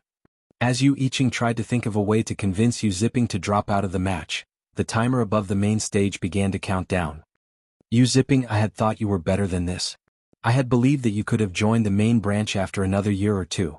But you crossed the line today. You betrayed the White Tiger Dojo. Today I show you the price for that betrayal, Lu Huajie said as he stopped 2 meters away from Yu Zipping. Sneering, he continued, Brother Chiwen has asked me to pass you a message. You are 100 years too early if you wish to compete on his level. Suddenly Lu Huajie moved. Executing swimming dragon steps, he was instantly within attack range of Yu Zipping. He then launched a flying knee kick at Yu Zipping's face. At the same time, his arms lashed towards Yu Zipping's neck like whips. Lu Huajie's attacks were extremely vicious. From the very onset of the match, he aimed for Yu Zipping's life. Against an attack to the face, fighters instinctively go on the defensive, ignore attacks from other directions. However, Lu Huajie wanted more from his flying knee attack than Yu Zipping's focus on defending himself. Martial artists frequently practiced conquering their defensive instincts. Rather, Lu Huajie wanted to distract his opponent with the initial attack, preventing Yu Zipping from noticing the attacks aimed for his neck. As Lu Huajie's knee flew towards Yu Zipping's face, Yu Zipping dashed forward instead of retreating. That guy is insane.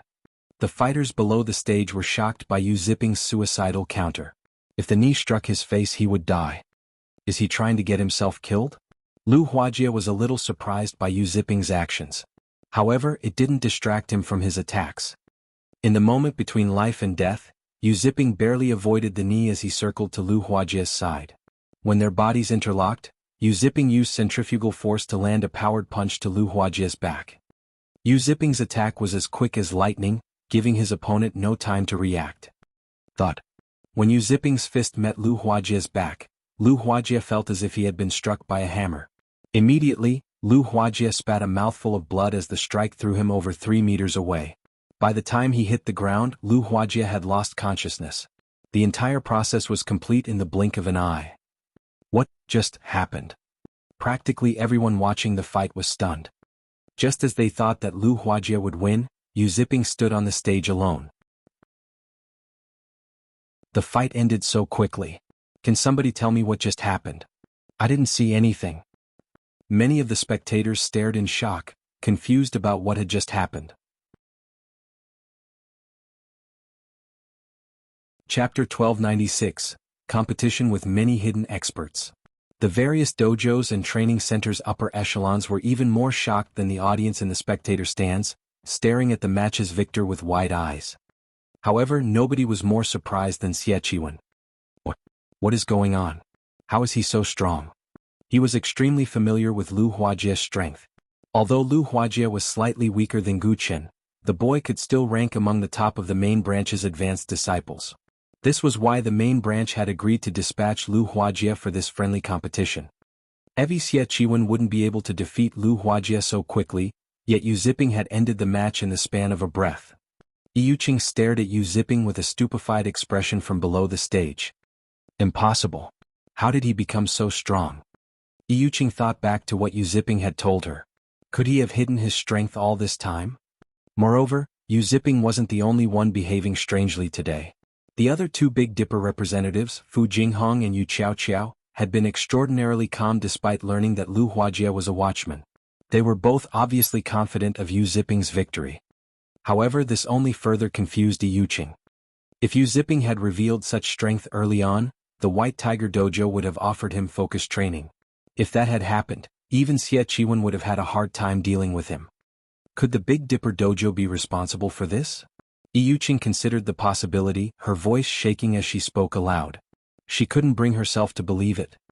When the referee on the stage announced Yu Zipping's victory, shrieks of excitement flooded the arena. So strong. Is this the Big Dipper Dojo's true strength? Is that guy a monster? I didn't see what had happened. After this match, the audience's admiration for the Big Dipper Dojo reached new heights.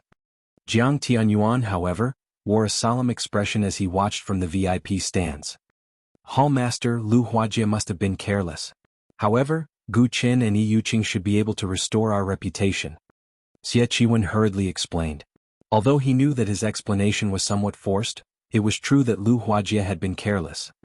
When fighting an expert of the same level, a direct, full-powered assault was foolish. If the opponent spotted a weakness, they could certainly obtain victory with a single blow.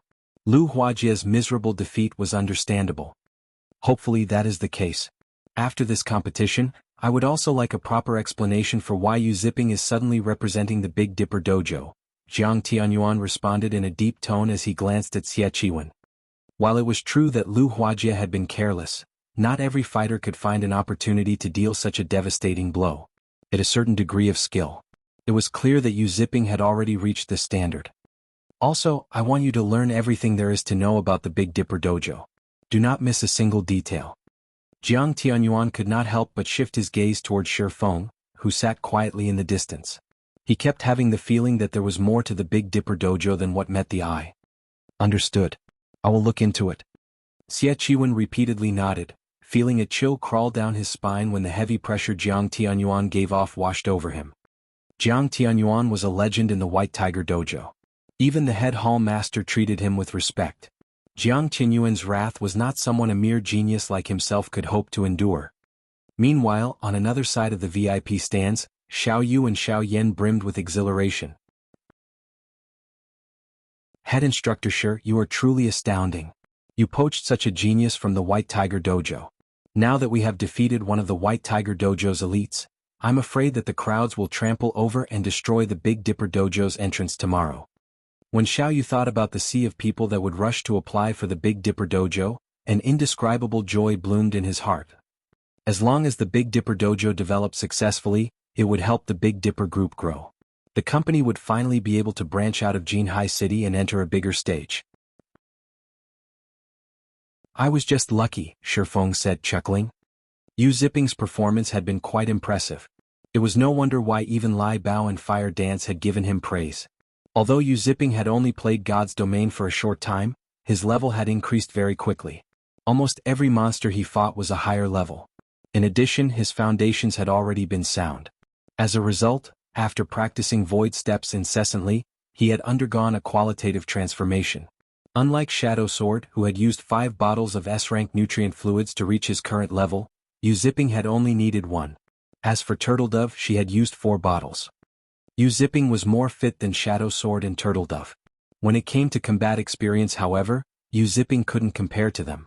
After all, Yu Ziping had never experienced a fight against God's Domain's peak experts. Following which, time passed quickly. One match after another ended on the main stage. The following matches were intense, and the audience's blood boiled as they watched. Unlike the first match, however, the other matches' outcomes weren't surprising. The only unexpected outcome was that, among the 8 contestants that made it to the quarterfinals, one was an independent contestant that had joined using the nickname Evil Fire.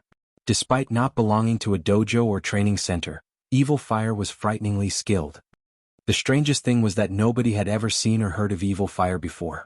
As a result, many dojos and training centers sent the contestant secret invitations, with some offering him astronomical incomes, yet Evil Fire refused every offer. Instead, he made a confusing counteroffer, stating that he would only join an establishment if they had a representative that could defeat him in God's Domain. During the quarterfinals' second match, Evil Fire faced Gu Chen. No one had expected the unknown Evil Fire to defeat Gu Chen, one of the White Tiger Dojo's geniuses and Xie Qiwen's future successor, in less than 10 moves. During the final exchange, Evil Fire abandoned all caution as he landed a ruthless blow to Gu Chen's chest, knocking his opponent out instantly like a wild beast. As a result of his recklessness, though Evil Fire had broken an arm. Evil Fire's combat method made every spectator shudder. If not for the high-quality medical care available, Evil Fire's fighting career might have ended with that final blow. Is that person trying to get himself killed? He's a savage. Xiao Yan frowned when he recalled Evil Fire's fight. It was very obvious that Evil Fire had deliberately sacrificed an arm to finish Gu Chen. No normal martial artist would have fought so desperately, especially not in a friendly competition. Trying to get himself killed? Shi Feng did not voice his opinion. Although the fight seemed desperate, in reality he had made the wisest decision. The match's outcome wouldn't have been so clear otherwise. After all, Gu Chen clearly had the advantage regarding physique. Evil Fire had only defeated his opponent due to having more combat experience. Based on the way Evil Fire fought, Shifeng could tell that the teen had experienced plenty of life-or-death battles. Otherwise, the teen wouldn't have been able to maintain his calm in such an intense fight. As everyone discussed Evil Fire's match, Xie Qiwen wore a grim expression. He couldn't understand what was happening. This was simply a friendly competition between 6 third-tier cities, yet one unknown expert had shown up after another. Now even Gu Qin had been defeated. How was this a city-level competition? This could practically be considered a national-level competition already. During the third match, Shadow Sword defeated his opponent from the White Cloud Dojo, advancing to the semi-finals. The crowd cheered as the quarterfinals last match began. Yu Qiaoqiao vs. Yi Yuqing.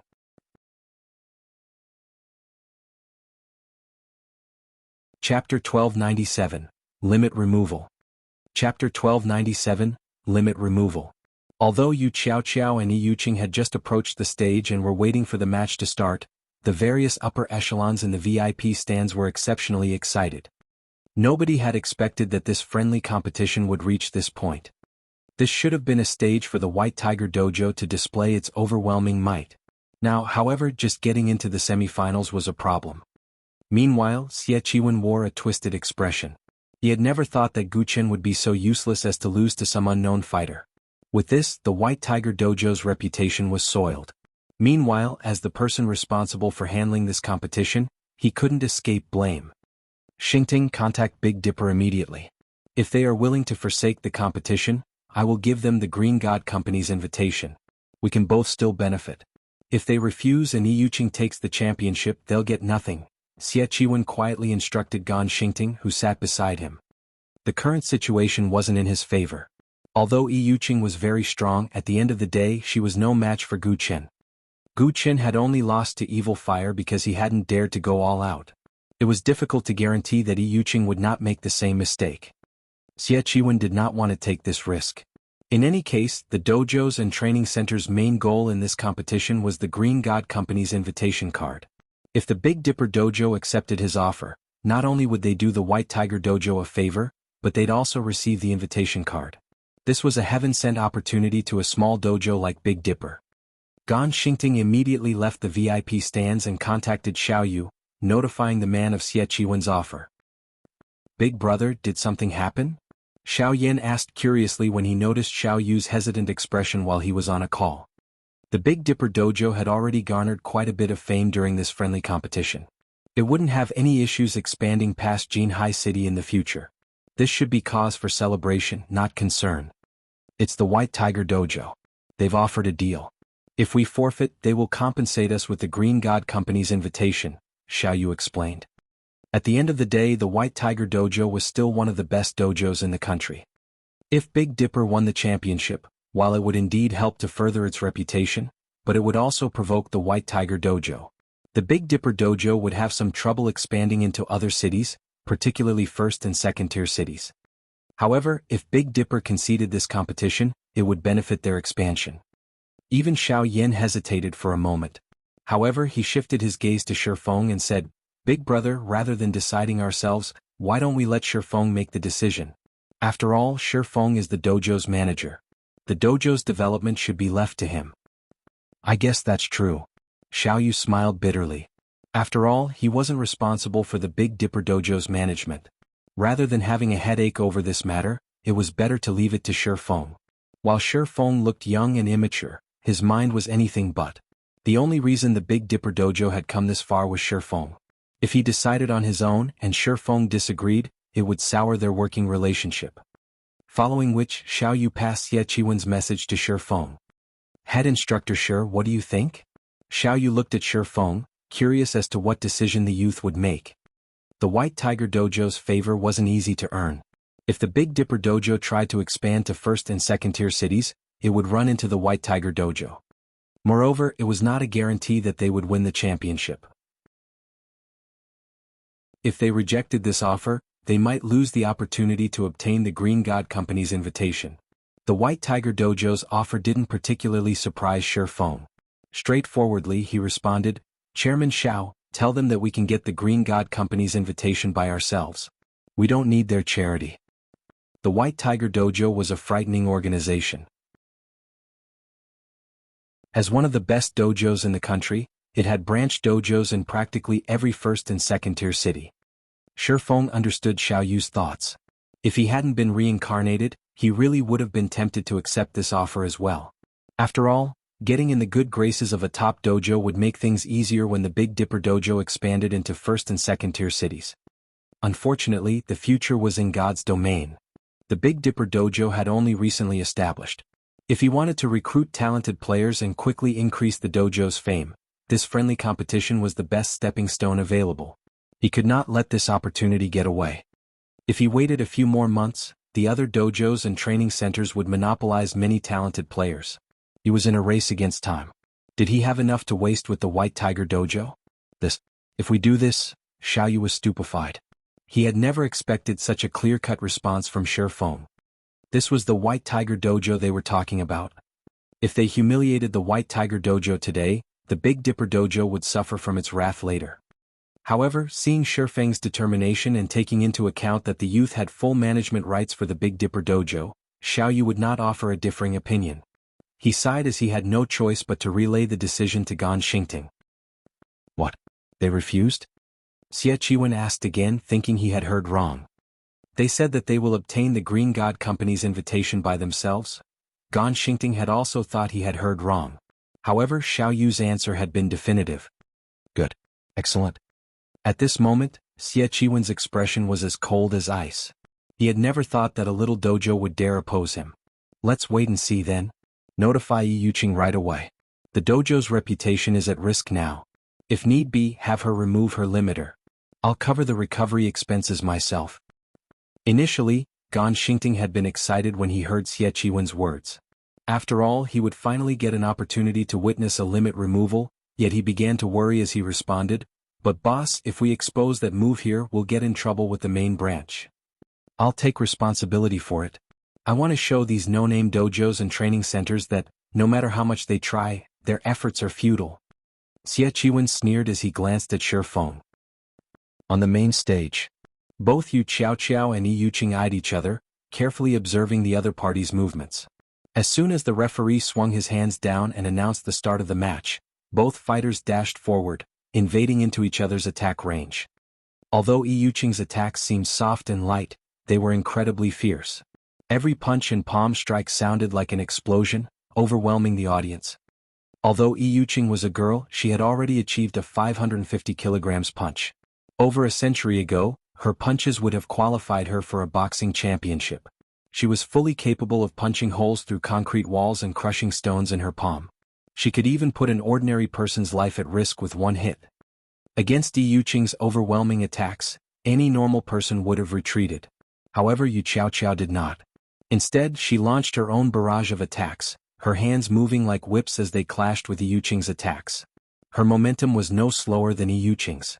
Moreover, every time she blocked an attack, a loud crash would echo throughout the venue. This scene stupefied the audience at the spectator stands. Both fighters exchanged blows constantly, attacking and defending non-stop. In the blink of an eye, Yu Qiao and Yi Yuqing had exchanged numerous moves. The audience could not keep up with the two girls. This continued for over a dozen seconds without either side securing an advantage. It was obvious that neither side would have an easy victory. Seeing the fight going nowhere, Yi Yuqing backed away. With a confused expression, she then said, "I haven't found a single weakness in your defense even after our exchange. It really is hard to imagine why an expert like you would join a small dojo that has no history." In terms of strength and speed, she was clearly a cut above Yu Qiao.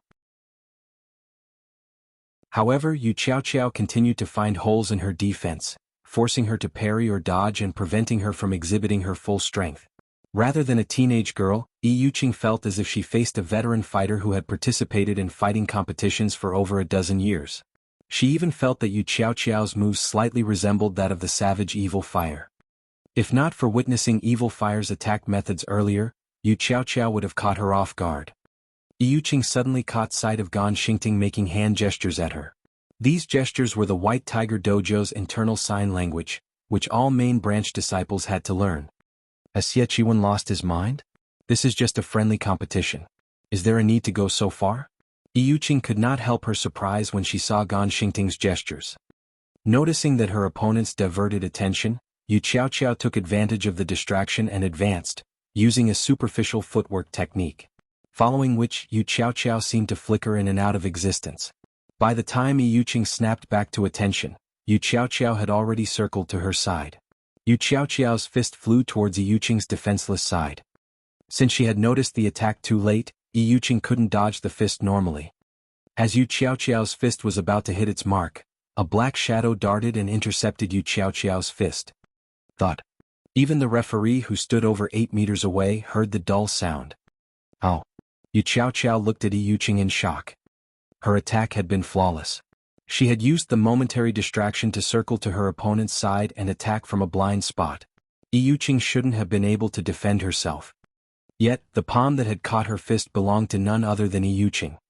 Most importantly, she had put her entire weight into that punch, yet Yuqing had intercepted the hit. It felt as if she had punched a wall. It was unbelievable. You really are amazing. If I hadn't used limit removal, you might have defeated me with that blow. At this moment, Yuqing sighed ruefully as she gripped Yu Qiaoqiao's fist. Originally, I had planned to save this move for the national competition. I never thought that I would be forced to use it so soon. However, since I have, this match is over. Saying so, Yuqing squeezed Yu Qiaoqiao's fist. No matter how much Yu Qiaoqiao struggled, she couldn't break the hold. At this time, Yuqing clenched her free hand into a fist and punched her trapped opponent. The instant she threw her punch, a loud explosion rang throughout the arena. She was both faster and stronger than before.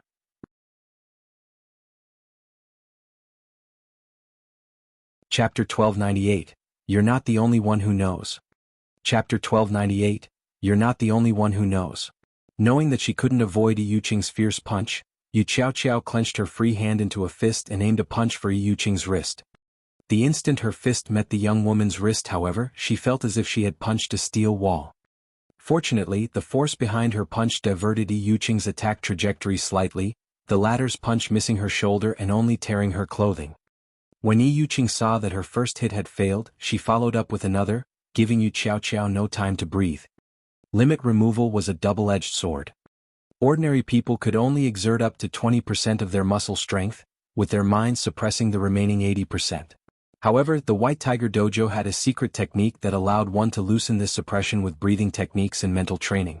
Although this technique only removed a small portion of the limiter, it increased one's strength, speed and reaction speed tremendously.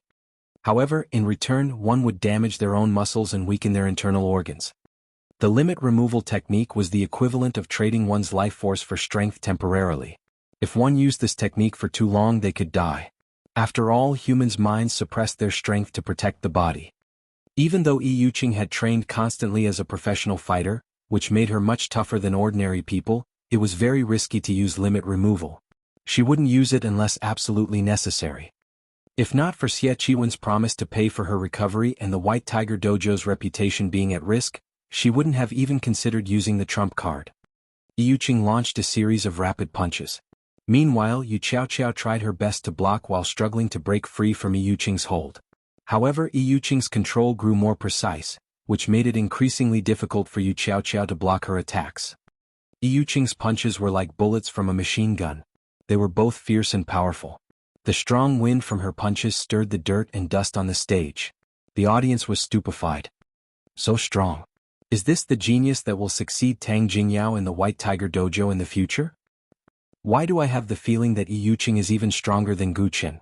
In Gu Chen's fight against that evil fire fellow, his punches only caused some sound. Yuqing's punches are sending dirt into the air. Just how strong is she? Is this the White Tiger Dojo's true strength? She's inhuman. Compared to the audience in the spectator stands, however, the fighters below stage were truly shocked. After all, nobody knew just how strong Yuqing was. A monster. Thank goodness I wasn't matched with her. She'd knock me out with a single punch.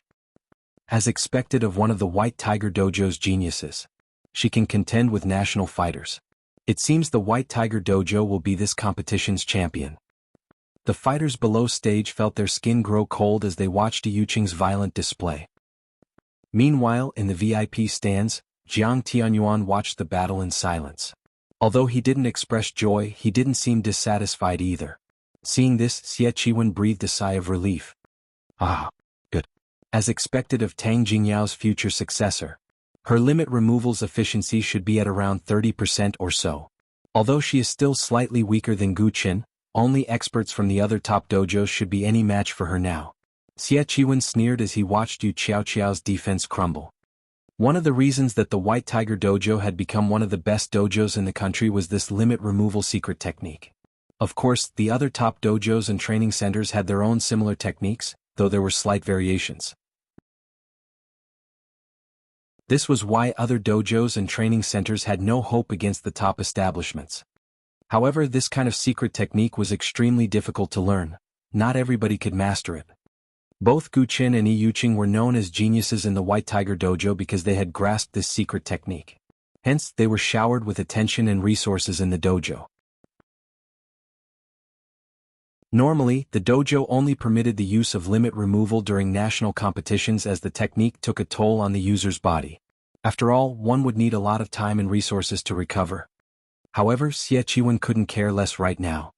He would rather get reprimanded and compensate Yi Yuqing with S-rank nutrient fluids, dwindling his limited stockpile, than lose this friendly competition. Big Dipper, just you wait. I'll repay this debt sooner or later. Xie Qihwen glared at Shi Feng and the others, plotting his revenge. Meanwhile, on Xiao Yu's side. We're finished. Yi Yuqing has been hiding her strength all this time. With such strength, who could defeat her? Seeing Yi Yuqing suppress her opponent, Xiao Yu began to have regrets. If he had tried to persuade Shi Feng, they might have obtained the Green God Company's invitation card. Now, however, they would lose everything. The other upper echelons were similarly stunned.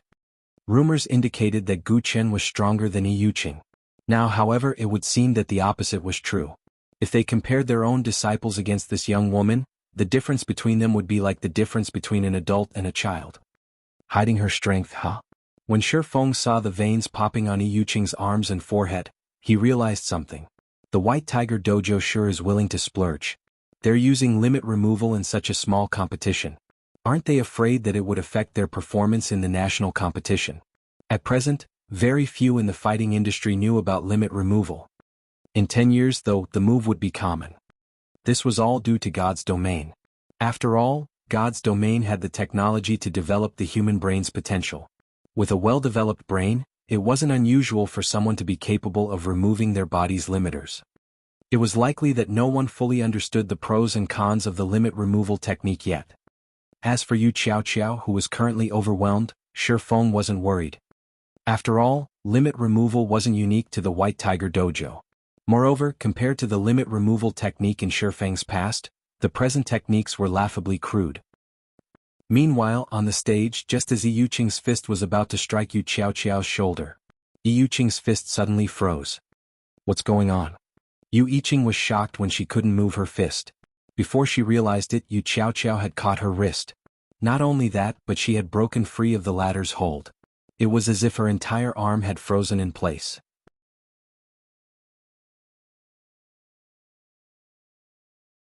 Chapter 1299, Do You Dare Fight?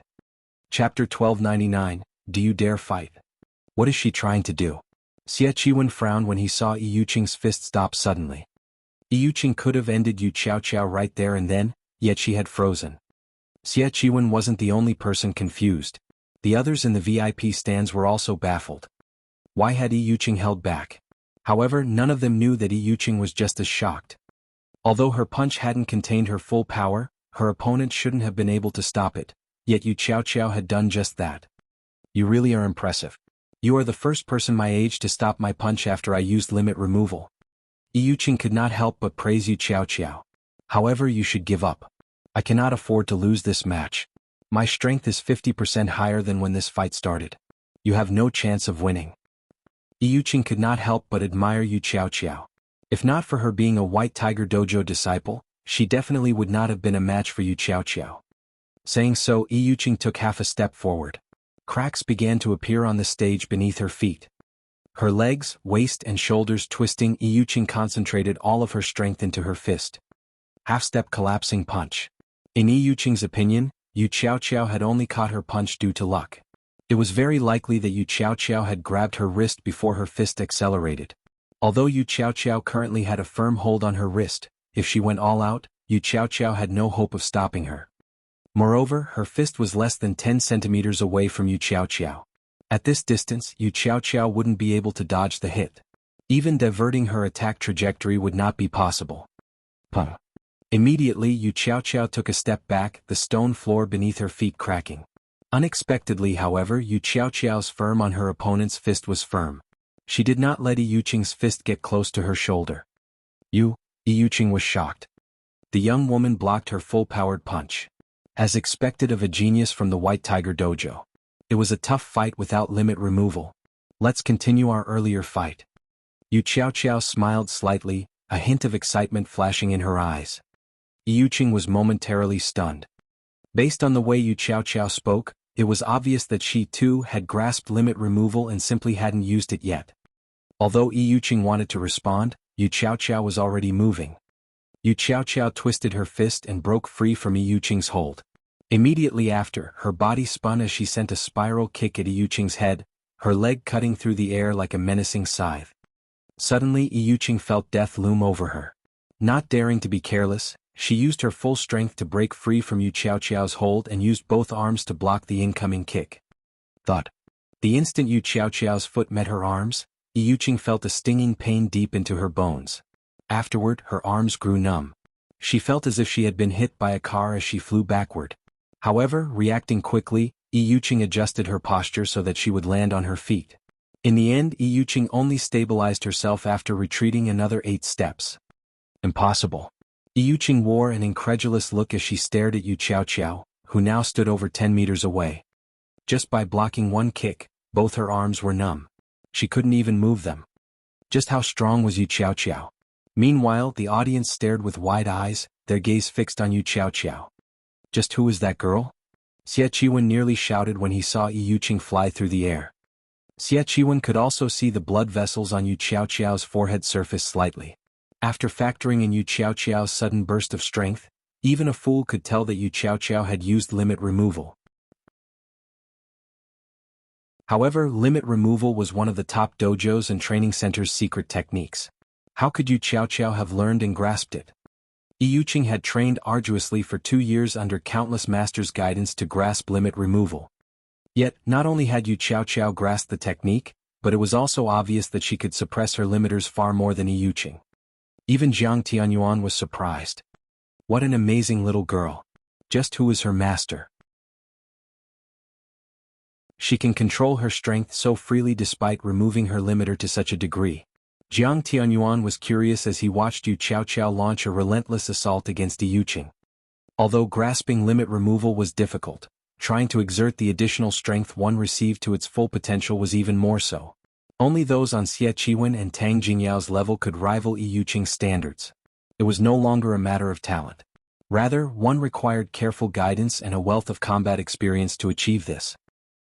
Back on the stage, the match between Yu Qiao and Yuqing was incomparably fierce. Every one of their actions shattered the stone floor. Yuqing, who wasn't a match for Yu Qiao's combat experience, had become even less of a match for her opponent. Every blow Yuqing exchanged with Yu Qiao hurt her to the bone. In the end, Yu Qiao found a massive weakness in Yuqing's defense as she launched a palm strike at the woman's shoulder, shoving Yuqing off the stage. Yuqing realized that this was Yu Qiao's way of showing mercy. Had she not taken pity on her opponent, Yuqing would have suffered more than just a fall off the stage. A genius? Yuqing looked up at Yu Qiao. Suddenly, she found that all of the praise she had received from others, calling her a genius, truly laughable. Ignoring all other aspects, Yu Qiao was leaps and bounds above her regarding her strength after executing limit removal. Her defeat was only a matter of course. After Yuqing fell off the stage, the referee announced the match's winner. Yu Qiao. As the referee announced the outcome, the arena fell silent for a moment. Then loud cheering filled the venue. This breathtaking match had truly surprised every spectator. The Big Dipper Dojo's name etched itself deeply into everyone's mind. After all, among the 4 people taking part in the semi-finals, 3 belonged to the Big Dipper Dojo. There were dozens of dojos and training centers from the 6 cities participating in this competition. Among them were the White Tiger Dojo and a large number of independent contestants. Sending all 3 representatives to the semi-finals was a miracle. The Big Dipper Dojo? I am definitely going to apply to join it tomorrow. Many among the audience had already decided to join the Big Dipper Dojo no matter what. Even the contestants consider the option. Among those in the VIP stands, some celebrated while others worried. Xiaoyu was naturally ecstatic. With this, the Big Dipper Dojo's fame would spread throughout the 6 cities. Xie Qiwen, on the other hand, felt both rage and helplessness. He had never thought that his first attempt of benefiting the dojo would end so miserably. However, Xie Qiwen hadn't given up yet. There was still the savage Evil Fire. It was still possible that Evil Fire could secure the championship.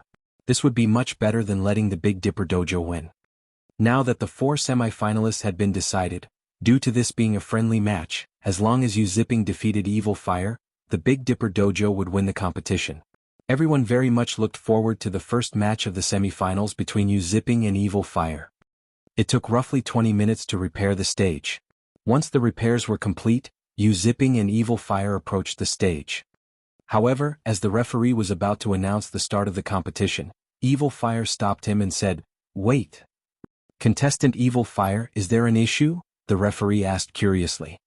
"Before the match, I have something to say," Evil Fire, who looked like a brown bear, said, grinning. "All right, but I can only give you 1 minute." The referee nodded. 10 seconds will be enough." Evil Fire laughed.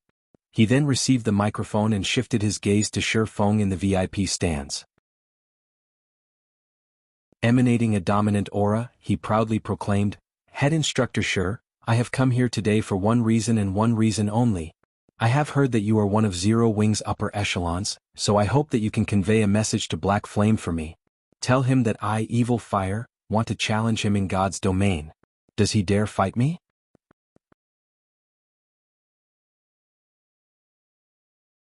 Chapter 1300, Black Flame's Fame. Chapter 1300, Black Flame's Fame. Evil Fire? This is interesting. As Shi Feng looked at Evil Fire, he tried to remember his past.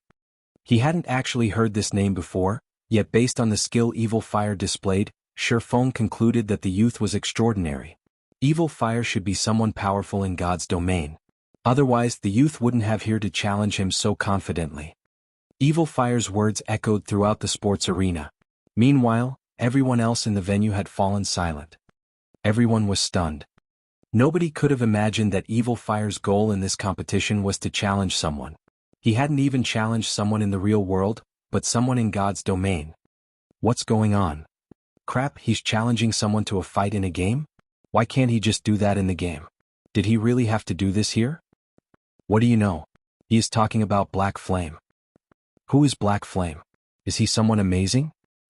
You don't play God's domain, so you might not know, but Black Flame is the guild leader of Starmoon Kingdom's #1 guild. The secret pavilion even gave him the title Sword King. He is a mythical existence, and countless experts in God's domain want to challenge him. However, why would someone as important as Black Flame accept every challenge? Moreover, Black Flame's whereabouts are always a mystery. He's incredibly hard to find. I never thought that the Big Dipper Dojo would be related to Zero Wing. This is going to be interesting. Since Evil Fire is so strong in the real world, I wonder how strong he is in God's domain? This is interesting. I am definitely going to watch the fight between Evil Fire and Black Flame. I doubt Black Flame will agree to it. After all, he is Zero Wing's guild leader. This is where Evil Fire is smart. Big Dipper's head instructor is one of Zero Wing's upper echelons, so Big Dipper and Zero Wing must have a close relationship. Meanwhile, Evil Fire put his strength on display for everyone to see. Now that he has challenged Black Flame in front of so many people, he'd be hard to ignore. If Black Flame refuses the fight, not only will this smear Zero Wing's reputation, but it might also affect Big Dipper's reputation. Although many among the audience had no idea who Black Flame was, those who did promptly explained. Very quickly, everyone became familiar with the name. At the same time, they grew curious about how strong this Black Flame was. After all, someone as strong as Evil Fire had issued this dramatic request. For some time, this unexpected announcement boosted Big Dipper and Zero Wing's fame for some time. This little bastard. He used my friendly competition to challenge someone in a game. Xie Qiwen glared at Evil Fire, rage burning in his eyes. He wanted nothing more than to murder the youth with his own hands. Had Evil Fire simply challenged Black Flame, he would not have minded it as much. The issue was that Evil Fire had defeated Gu Chen. Gu Chen was one of the White Tiger Dojo's geniuses, yet Evil Fire used the fame of his victory as a stepping stone to challenge Black Flame. This was a slap in the face for the White Tiger Dojo. Meanwhile, Shadow Sword and Turtle Dove, standing beside the main stage, were furious. This bastard overestimates himself. He dares to challenge the guild leader. Jinghong, make sure that you take care of him later. Turtle Dove's gaze burned with rage. If she didn't have to recuperate after using limit removal, she'd take care of the brat herself. Leave it to me. I'll make sure this kid spends several months in the hospital after the competition. Shadow Sword nodded seriously. In God's domain, challenging a guild's leader was the equivalent of declaring war on the entire guild. They could not let such an insult slide. Head instructor, sure. 2 days. I'll give you all 2 days to prepare. When the time comes, I'll head to White River City's Divine Coliseum for the challenge. Hopefully Black Flame doesn't chicken out. Evil Fire smiled at Shifeng.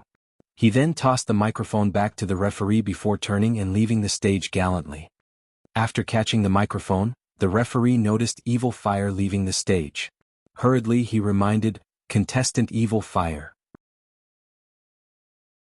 If you step off of the stage you will forfeit the match." "I have already achieved my goal. Consider this match my loss," Evil Fire responded nonchalantly. Saying so, Evil Fire descended the steps. He paid no attention to the competition's outcome. Everyone was stunned. He surrendered? He's not going to continue? Crap. He's too cool. Doesn't he want the 5 million credits? Does he need to go this far? Did he really join this competition just to challenge Black Flame? The audience was shocked as they watched Evil Fire leave the arena, ignoring the championship prize. Not many had the opportunity to earn 5 million credits. Meanwhile, due to Evil Fire forfeit, Yu Ziping won the match. Naturally, the Big Dipper Dojo had secured the championship. As for the position of champion, neither Shadow Sword nor Turtle Dove cared, as both focused on God's domain. They were no longer interested in the fighting world. Hence, in the end, Yu Ziping was crowned champion. This set off a commotion among the various dojos and training centers' upper echelons. The normal audience might not know much about Yu Ziping's background, but they did. Yu Ziping had been an intermediate disciple in the White Tiger Dojo. Now, however, he had left the dojo and won this competition's championship. This would seriously wound the White Tiger Dojo's reputation. Xie Qiwen wore an ugly expression. Although he wanted to rage and kill Yu Ziping personally, he had a much larger problem to deal with: Jiang Tianyuan, who had been silent for some time now. "Qiwen, I believe that you know what to do. I want an explanation for this. Once we return, you will also explain yourself to the head hall master. You are aware of the consequences if we're not satisfied with your explanation." Jiang Tianyuan glanced at Xie Qiwen. He then stood and walked away. Although he hadn't reprimanded Xie Qiwen with his words, his chilling tone stole the strength from Xie Qiwen's legs. Jiang Tianyuan's anger was reasonable.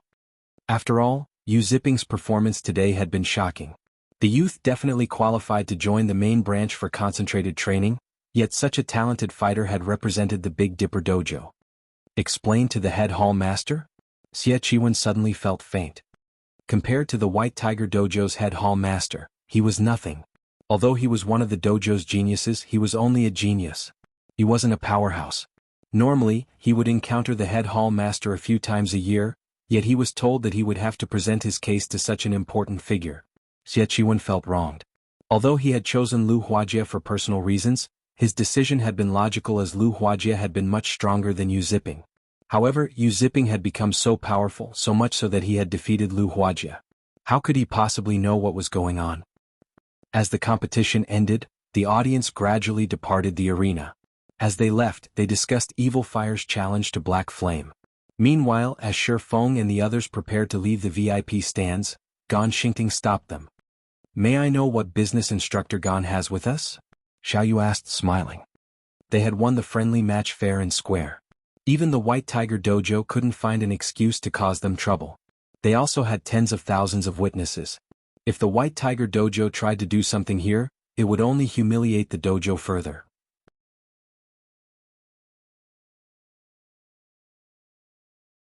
Chapter 1301, Competition. Chapter 1301, Competition. Seeing Gan Xingting block Shifeng's group, the various upper echelons stopped to watch, curious to see what the White Tiger Dojo intended to do.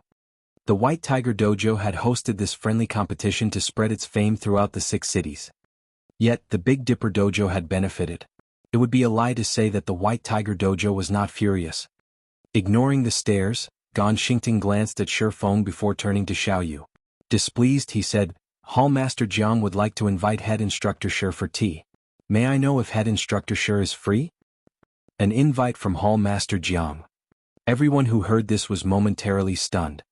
Jiang Tianyuan stood at the peak of the fighting industry. He was practically a living legend. Jiang Tianyuan had also played a large part in lifting the White Tiger Dojo to its current status. Moreover, Jiang Tianyuan's disciples were all extraordinary. He also had influence in various other industries. Countless people dreamed of forming a connection with the man. Unfortunately, very few ever had the opportunity. And yet Jiang Tianyuan had sent an invitation.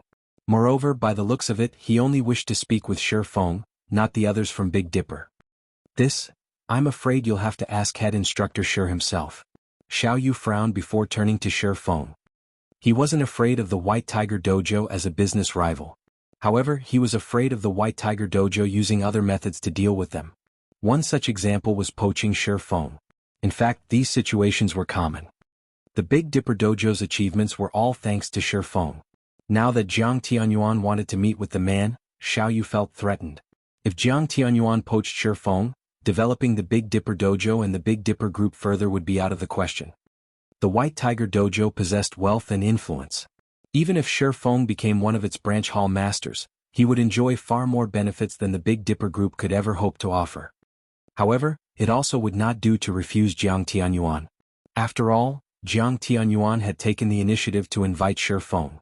If they refused to meet with him, Jiang Tianyuan would consider it disrespect. If that happened, even if Jiang Tianyuan didn't act personally, his followers would be more than enough to make the Big Dipper group suffer. Hence, Xiaoyu could only leave the decision to Shifeng. Lead the way, Shifeng responded calmly and without hesitation. They were bound to meet sooner or later. After all, if he wanted Yu Zipping to join Zero Wing, he would have to overcome the hurdle known as Jiang Tianyuan first. Following which, Gan Xingting led Shifeng to the arena's top-floor lounge. Big brother, what do we do? If Jiang Tianyuan offers Shifeng something that he can't refuse, the Big Dipper Dojo will be finished, Xiaoyan asked anxiously as he watched Shifeng walk away. He had to admit that Shifeng had already become irreplaceable in Big Dipper.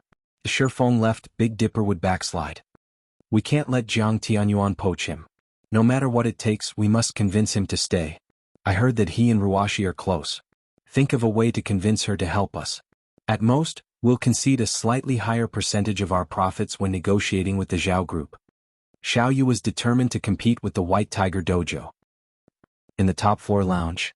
As soon as Shifeng entered the room, he sensed 4 piercing gazes locking onto him.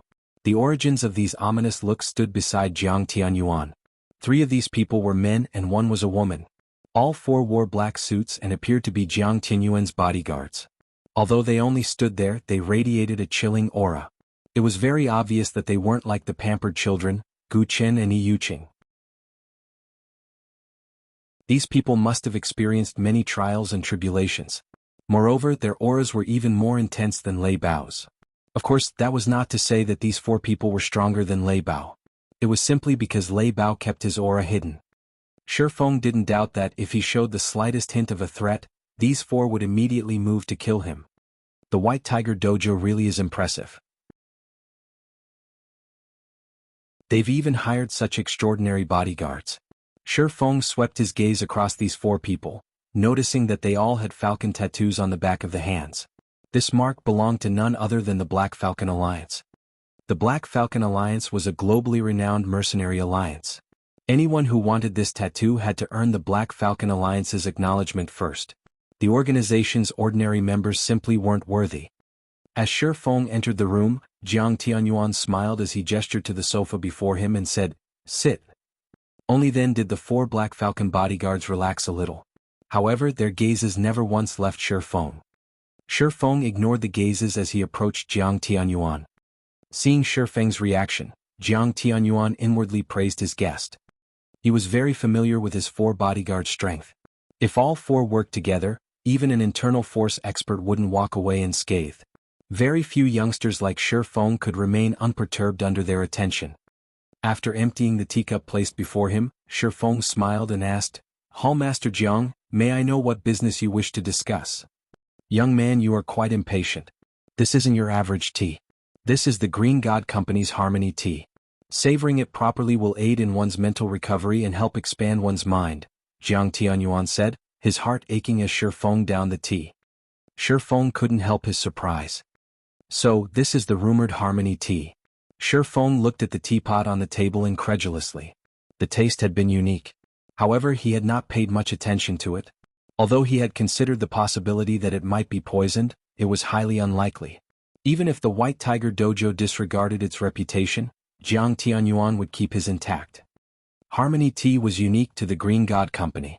Unfortunately, it was difficult to produce, so it wasn't sold to the public. Although its recovery and enhancement effects were not as strong as the S-rank nutrient fluid, it had an aspect that the nutrient fluids couldn't compare to. Unlike the S-rank nutrient fluid, Harmony tea had a milder energy. One might not notice any immediate effects, but in the long run, the tea could help improve a person's physique and extend their lifespan. It could also assist in developing one's mental potential. It was no wonder that, despite being over 50 years old, Jiang Tianyuan only appeared to be in his 30s. As expected of the White Tiger Dojo, they can get their hands on such a rare product. Shi Feng was a little jealous. If he could obtain a large amount of Harmony tea, he would have a much easier time nurturing Zero Wings experts. He had to admit that, no matter what he wanted to do, resources were very important. "Alright, I'll cut to the chase. I don't want to waste a youngster's time. I've asked you here for two things." Seeing Shi Feng's interest in the Harmony tea, Jiang Tianyuan could not help but smile as he said, "The first involves you zipping. I hope that you will allow him to return to the White Tiger Dojo. He has a lot of potential. He will have a better future if he develops in the White Tiger Dojo. That is up to him. I cannot choose for him." Shi Feng waved his hand, showing that he had no interest in this issue. In reality, he did not care which dojo Yu Zipping developed in. He only cared about Yu Zipping's choices in God's domain. "You are quite the mysterious youth." Shi Feng's reply stunned Jiang Tianyuan. He simply couldn't fathom why Shi Feng would willingly let go of such a talent so easily. However, he didn't think that Shi Feng had lied. He had prepared counter-arguments if Shi Feng refused, but his efforts had been wasted. "Since that is the case, I'll have to trouble you to pass the message on. Now that the first issue has been addressed, let's get to the second matter." "Please speak." "The second matter involves you. I'd like to invite you to join the White Tiger Dojo."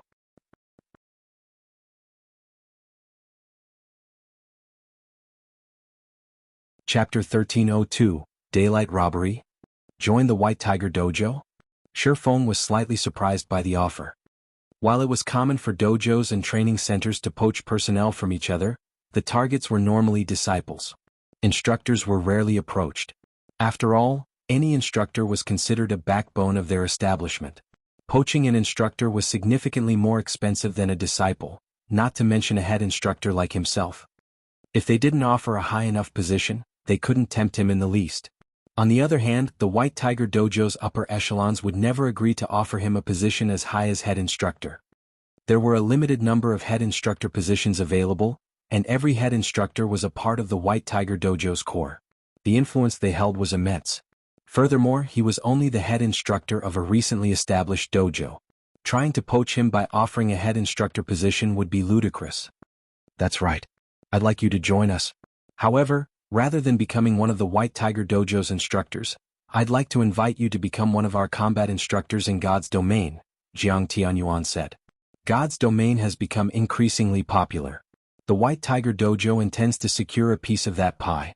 However, at the end of the day, there are some differences between combat in God's domain and combat in the real world. Hence, we wish to recruit some God's domain experts to train our disciples. I heard that Zero Wing is quite capable in this aspect. Hence, I wish to hire you as one of our God's domain instructors. Of course, you will receive the benefits of a White Tiger Dojo advanced instructor. Although the White Tiger Dojo had many instructors, there were extremely few advanced instructors. Every advanced instructor was also an internal force expert. Even hall masters such as himself treated these individuals with respect. Countless experts envied them for the benefits they received. Jiang Tianyuan's offer stunned his 4 bodyguards. Although they were bodyguards, they were also Black Falcon Alliance experts. Their understanding of the White Tiger Dojo was more acute than ordinary people. Hence, they knew just how powerful the White Tiger Dojo's advanced instructors were. Even the Black Falcon Alliance's mainstays had to treat them with respect.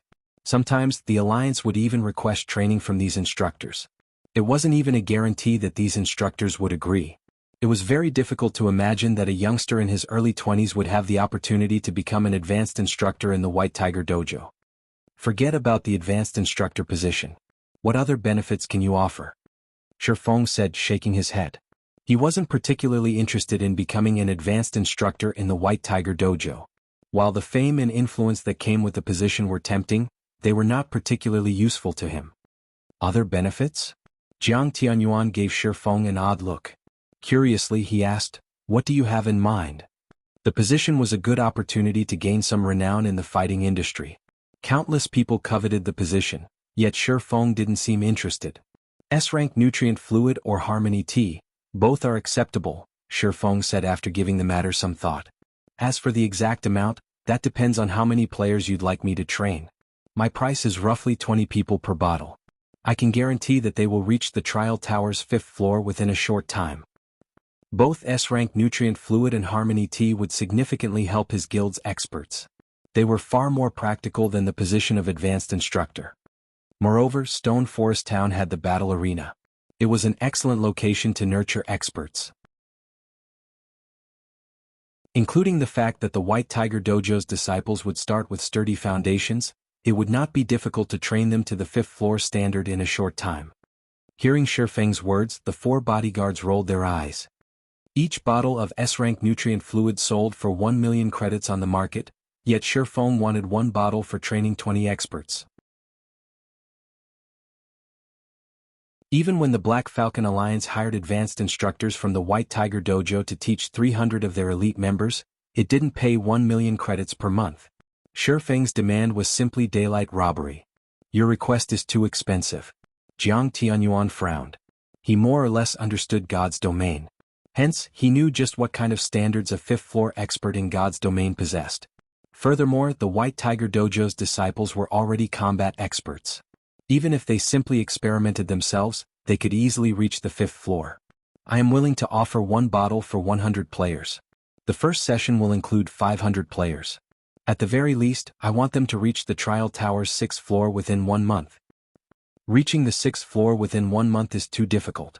If you want all 500 to reach that standard, I'll take no less than 50 bottles. Otherwise, you'll have to find someone else, Hallmaster Jiang.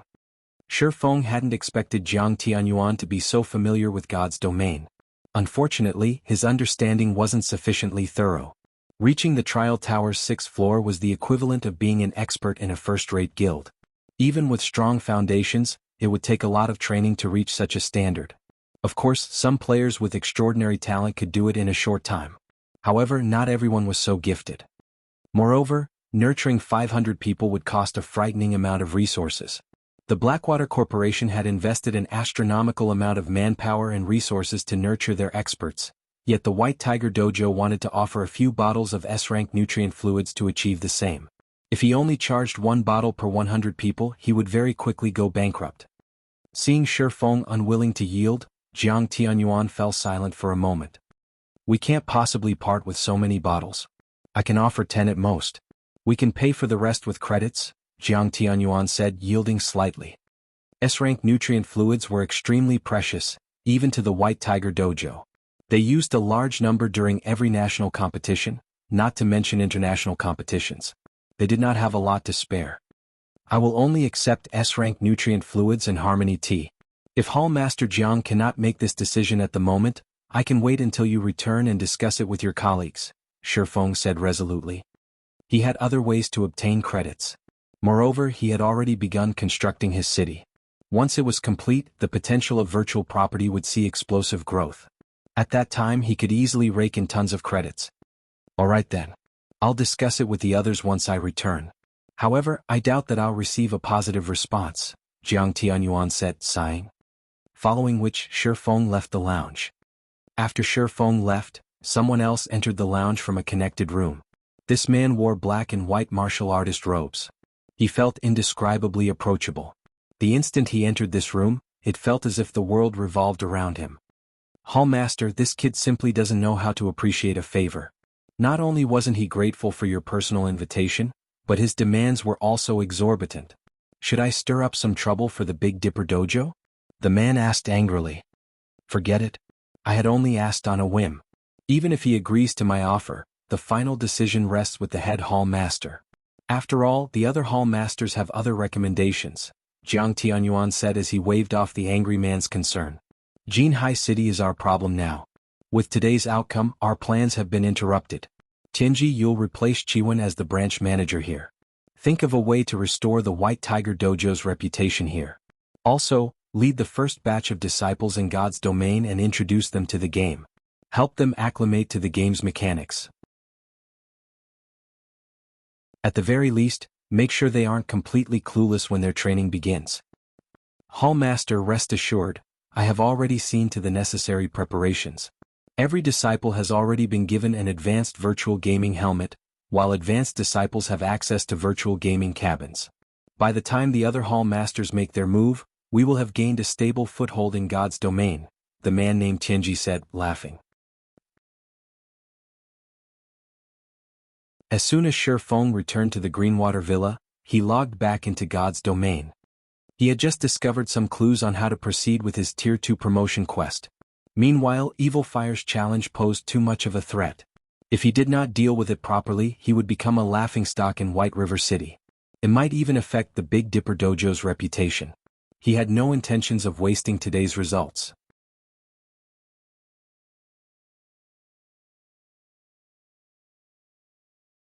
Chapter 1303, Secret Alchemy Technique. Chapter 1303, Secret Alchemy Technique.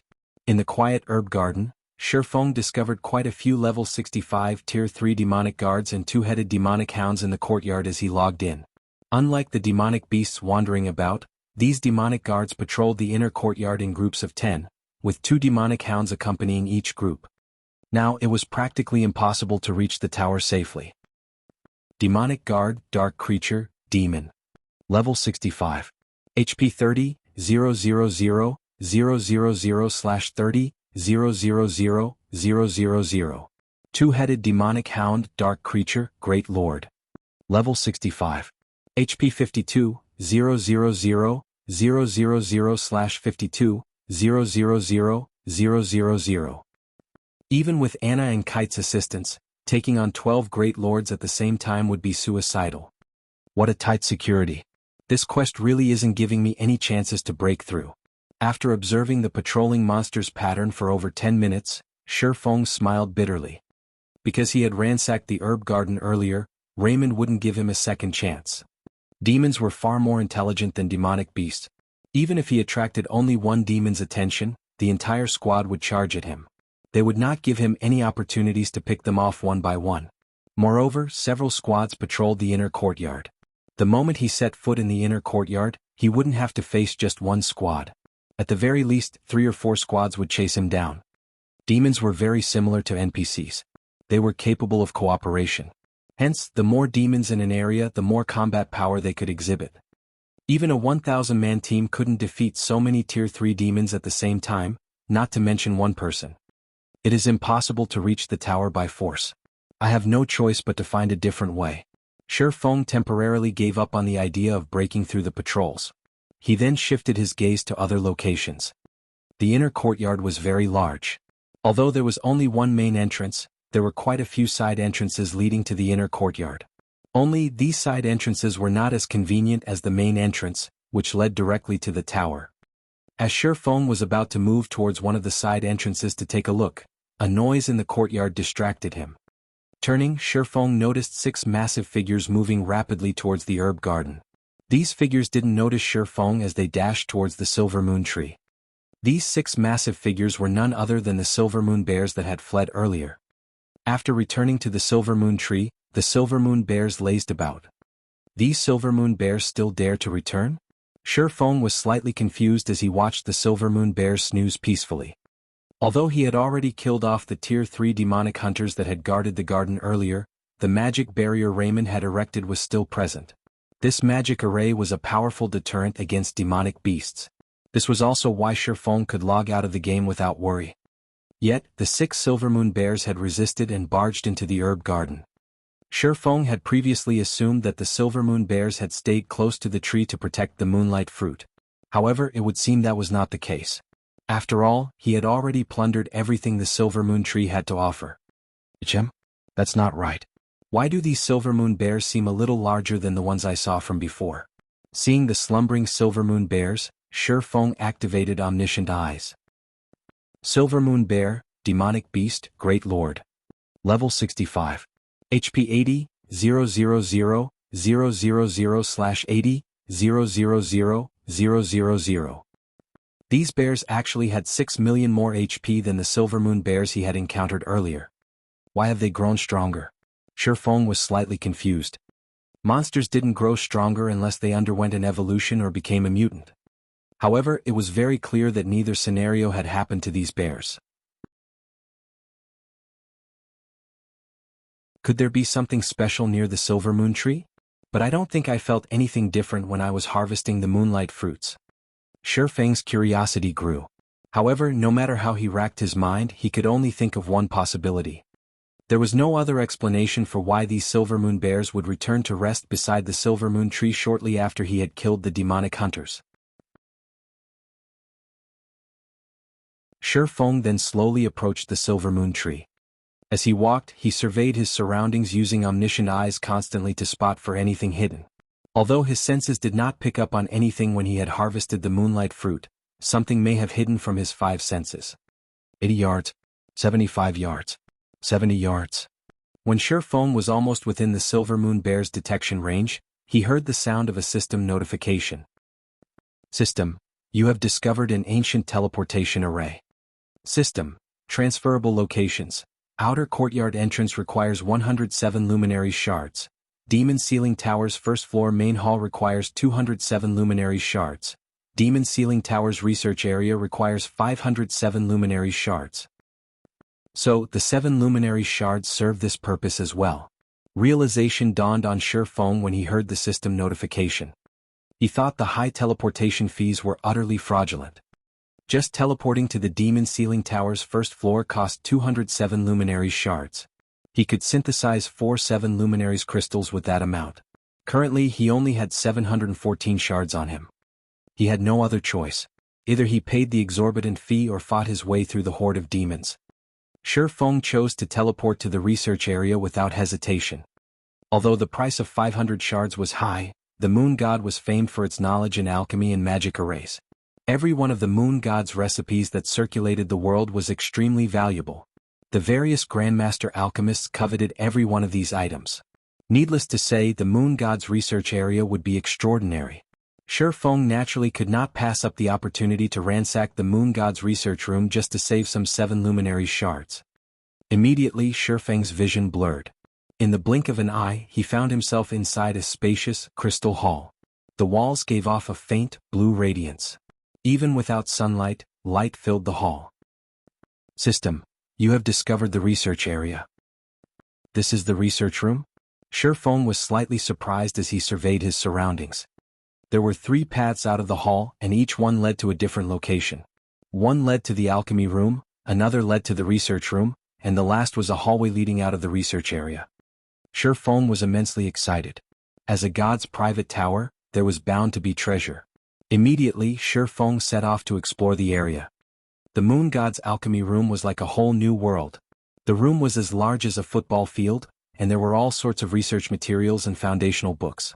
There were also plenty of alchemy tools. Although the majority of the books and tools had been damaged beyond recognition due to the passing of time, the items that survived fascinated Shifeng. Any random alchemy tool he picked up was at least secret silver rank. If sold on the market, they could easily fetch over 10 gold. There were over 300 secret silver tools. There was also a complete set of fine gold alchemy tools. The set was easily as valuable as an epic item. However, no one would be so foolish as to sell the set, regardless of the price. The alchemy tools' value paled in comparison to the books he found. To alchemists, these books were priceless. Among the books he found, 9 were introductions to basic secret alchemy techniques. There were also 2 books about advanced secret alchemy techniques. These tomes were similar to secret technique tablets, but they were much easier to learn than the secret technique tablets. In the past, even Shadow's master alchemists had only learned 2 or 3 basic secret alchemy techniques, and the guild had paid a massive price to do so. Among them, the best secret technique had cost 1 epic item to learn. Of course, this price guaranteed that one would learn the secret technique. If the technique had only allowed 1 player to learn it, it would have only cost a few hundred gold. If an advanced alchemist could learn 3 to 5 basic secret techniques, their chances of becoming a master would double at the very minimum. Anyone who learned the advanced secret techniques would be guaranteed to become a master alchemist. That is. Suddenly, Shifeng noticed the surrounding mana flowing towards a dilapidated stone table a short distance away. The mana flow was slow and weak. If not for his improved physique after consuming the moonlight fruit, he would have been hard-pressed to notice this mana flow.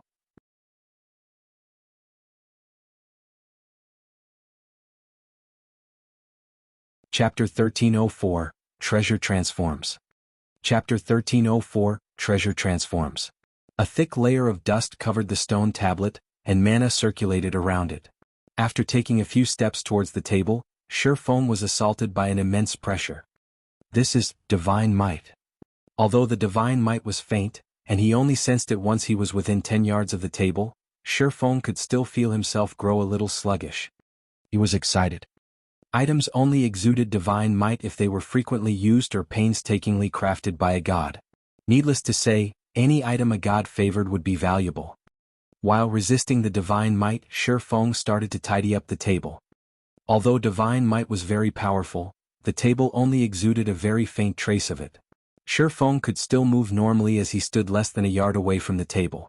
Very quickly, Shifeng removed most of the dust covering the table. Books and materials littered the table. However, due to the passing of time, these items had long since eroded. Aside from some mysterious patterns carved into the table, Shifeng could not find anything noteworthy. Could the table itself be exuding the divine might? Shifeng could not help but frown. He could already tell that the table before him was a treasure. The faint trace of mana around the table would definitely aid refining and synthesis work. The table might even have other function that he hadn't noticed yet. In any case, it was undoubtedly useful for alchemists. Only the stone table wasn't like other items. It could not be stored in a player's bag space. If Shifeng wanted to take it with him, he would have to carry it. Clearly, this wasn't a viable option. The alchemy table was the size of a pool table. Even if he could carry it, he did not have the leeway to carry it around with him. If I can equip one of the special alchemy rooms with this table, it could help the trading firm's alchemists. Shifeng struggled with his disappointment. Aside from alchemy tools, items such as this alchemy table were extremely precious. A good alchemy table could be as helpful as a basic secret alchemy technique. However, since Shifeng could not take the table with him, he had no choice but to take out the soul orb and absorb it. Since the alchemy table radiated divine might, it could be considered as a god crystal. One of the reasons he had chosen the Azura mode promotion quest was to obtain a large number of god crystals to lift the demon god Paimon's seal. Please let it absorb this table. Shifeng silently prayed. He then clicked the Absorb Divine Power button on the Soul Orb's interface and selected the alchemy table as the target. Currently, no one owned the alchemy table. Shifeng wasn't sure if the Soul Orb could actually absorb an ownerless item. After all, he had never tried. The Soul Orb immediately began to emit a dark smoke, which soon enveloped the table. However, even after several seconds, there was no indication that the smoke was devouring its target. Don't tell me it's not possible, Shifeng muttered worriedly. As soon as Shifeng had said so, however, the sound of a system notification reached his ears. System, do you wish to allow the Soul Orb devour the magic alchemy table? Without hesitation, Shifeng clicked the Agree button. The magic alchemy table might even be more valuable than an epic weapon, but it was worthless if Shifeng couldn't take it with him. He would rather sacrifice such a treasure to lift the seal on the Soul Orb than leave it behind. As Shifeng clicked Agree, the magic alchemy table began to radiate a golden glow. It was clearly trying to resist. Unfortunately, the Soul Orb was the fragment of the Treasure of Illusion, an item on par with a godly relic. How could a measly magic alchemy table resist it? In the next moment, the magic alchemy table melted at a speed visible to the naked eye. Streams of golden air flowed into the soul orb. In less than a minute, the magic alchemy table had vanished. Meanwhile, the soul orb statistics had changed slightly. Aside from the absorbed god crystal counter increasing from 0 to 1, it now only required 95 player souls to form a drop of soul water. Absorbing god crystals has other effects? Shifeng could not help his surprise. He was instantly ecstatic. If he didn't need to absorb as many souls, he could craft soul water much faster. Once he finished absorbing the magic alchemy table, he activated omniscient eyes to search the room once again. If he relied only on his 5 senses, it would take him a long time to find other items like the magic alchemy table. He might even miss some. With the omniscient eyes, however, nothing within 100 yards of him could hide. Charlene didn't lie to me. A god's previous residence has plenty of god crystals to offer. After activating omniscient eyes, Shifeng discovered another potential god crystal. This one was a broken chair. Shifeng hadn't noticed the divine might radiating from it earlier due to a suppression magic array, and since it was a broken chair, he hadn't paid any attention to it. Following which, Shifeng absorbed this broken chair, increasing the god crystal counter to 2. To ensure that he didn't miss any god crystals, Shifeng scoured the alchemy room. He scanned the entire room with omniscient eyes again and again. This is surprising. A single room had 4 god crystals. This is a huge harvest. Shifeng's eyes burned with excitement when he saw that the soul orb only needed 6 more god crystals to remove Paimon's seal. He only needed 80 souls now to produce a drop of soul water. The soul orb had been one of the 7 treasures. However, due to demon god Paimon, it couldn't exert its true strength. The flower of 7 sins had nurtured hundreds of experts in the past, even without unlocking the soul orb's full potential. If Shifeng could use the soul orb without fear of repercussions, the outcome would be incredible. After sweeping through the alchemy room, Shifeng made his way towards the research room. The research room was far more luxurious than the alchemy room as it had been used to invent high-end alchemical products. Until now, the only known location that could help players surpass the master threshold to become grandmasters were Titan City's special rooms. As soon as Shifeng entered the research room, he froze. Why is he here? Shifeng felt as if he had just fallen into a death trap when he saw the familiar figure wandering around the research room. This figure was none other than the dark wizard Raymond. Currently, Raymond was in the midst of concocting a potion. Fortunately for Shifeng, Raymond was very focused on his task. Including the several bookshelves that served as cover and the magic arrays to prevent interruption, Raymond did not discover Shifeng immediately. Even so, Shifeng could feel a headache brewing. The research room was different from the alchemy room. It had been well maintained and was in excellent condition. Needless to say, this room contained several treasures. Even without using omniscient eyes, Shifeng had already noticed 2 potential god crystals. If he used omniscient eyes, he would discover many more. He might even find enough to lift the soul orb seal and still have some to repair other items. Not to mention, the moon god was famous for its alchemy research.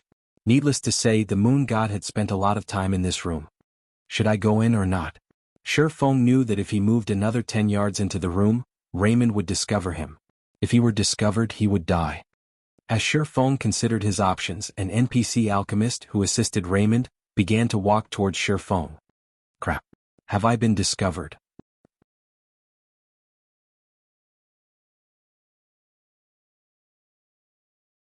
Chapter 1305, Perfecting Sword's Orbit. Chapter 1305, Perfecting Sword's Orbit. Shifeng frowned as he watched the NPC alchemist approach. However, since this NPC alchemist didn't seem to be in a hurry, it did not seem as if he had been discovered. Unfortunately, the fact that the NPC was heading towards him was still a problem. Although the alchemist before him wasn't as terrifying as Raymond, it was still astoundingly powerful. Baron Wuxia, Human Great Mage. Level 70. HP 7 450 000/7 450 000. NPCs might have less HP than monsters and demons of the same level, but when it came to combat techniques and the number of skills they possessed, NPCs were leaps and bounds above monsters and demons.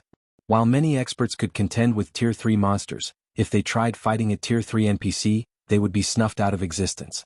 Players' most hated enemies were NPCs. Although the research room was large, there was no place for Shi Feng to hide. Moreover, there was only one path behind him. He couldn't avoid Baron Woka's detection. With no other choice, Shi Feng retreated from the room temporarily. He planned to hide in the alchemy room while he thought of another way to loot the research room. However, after leaving the research room, Shi Feng discovered a magic barrier sealing off the path towards the alchemy room. Unfortunately, the hallway he was in was void of obstructions. One could see everything in it with a single glance. Should I leave the tower for now? Shi Feng glanced towards the path leading outside.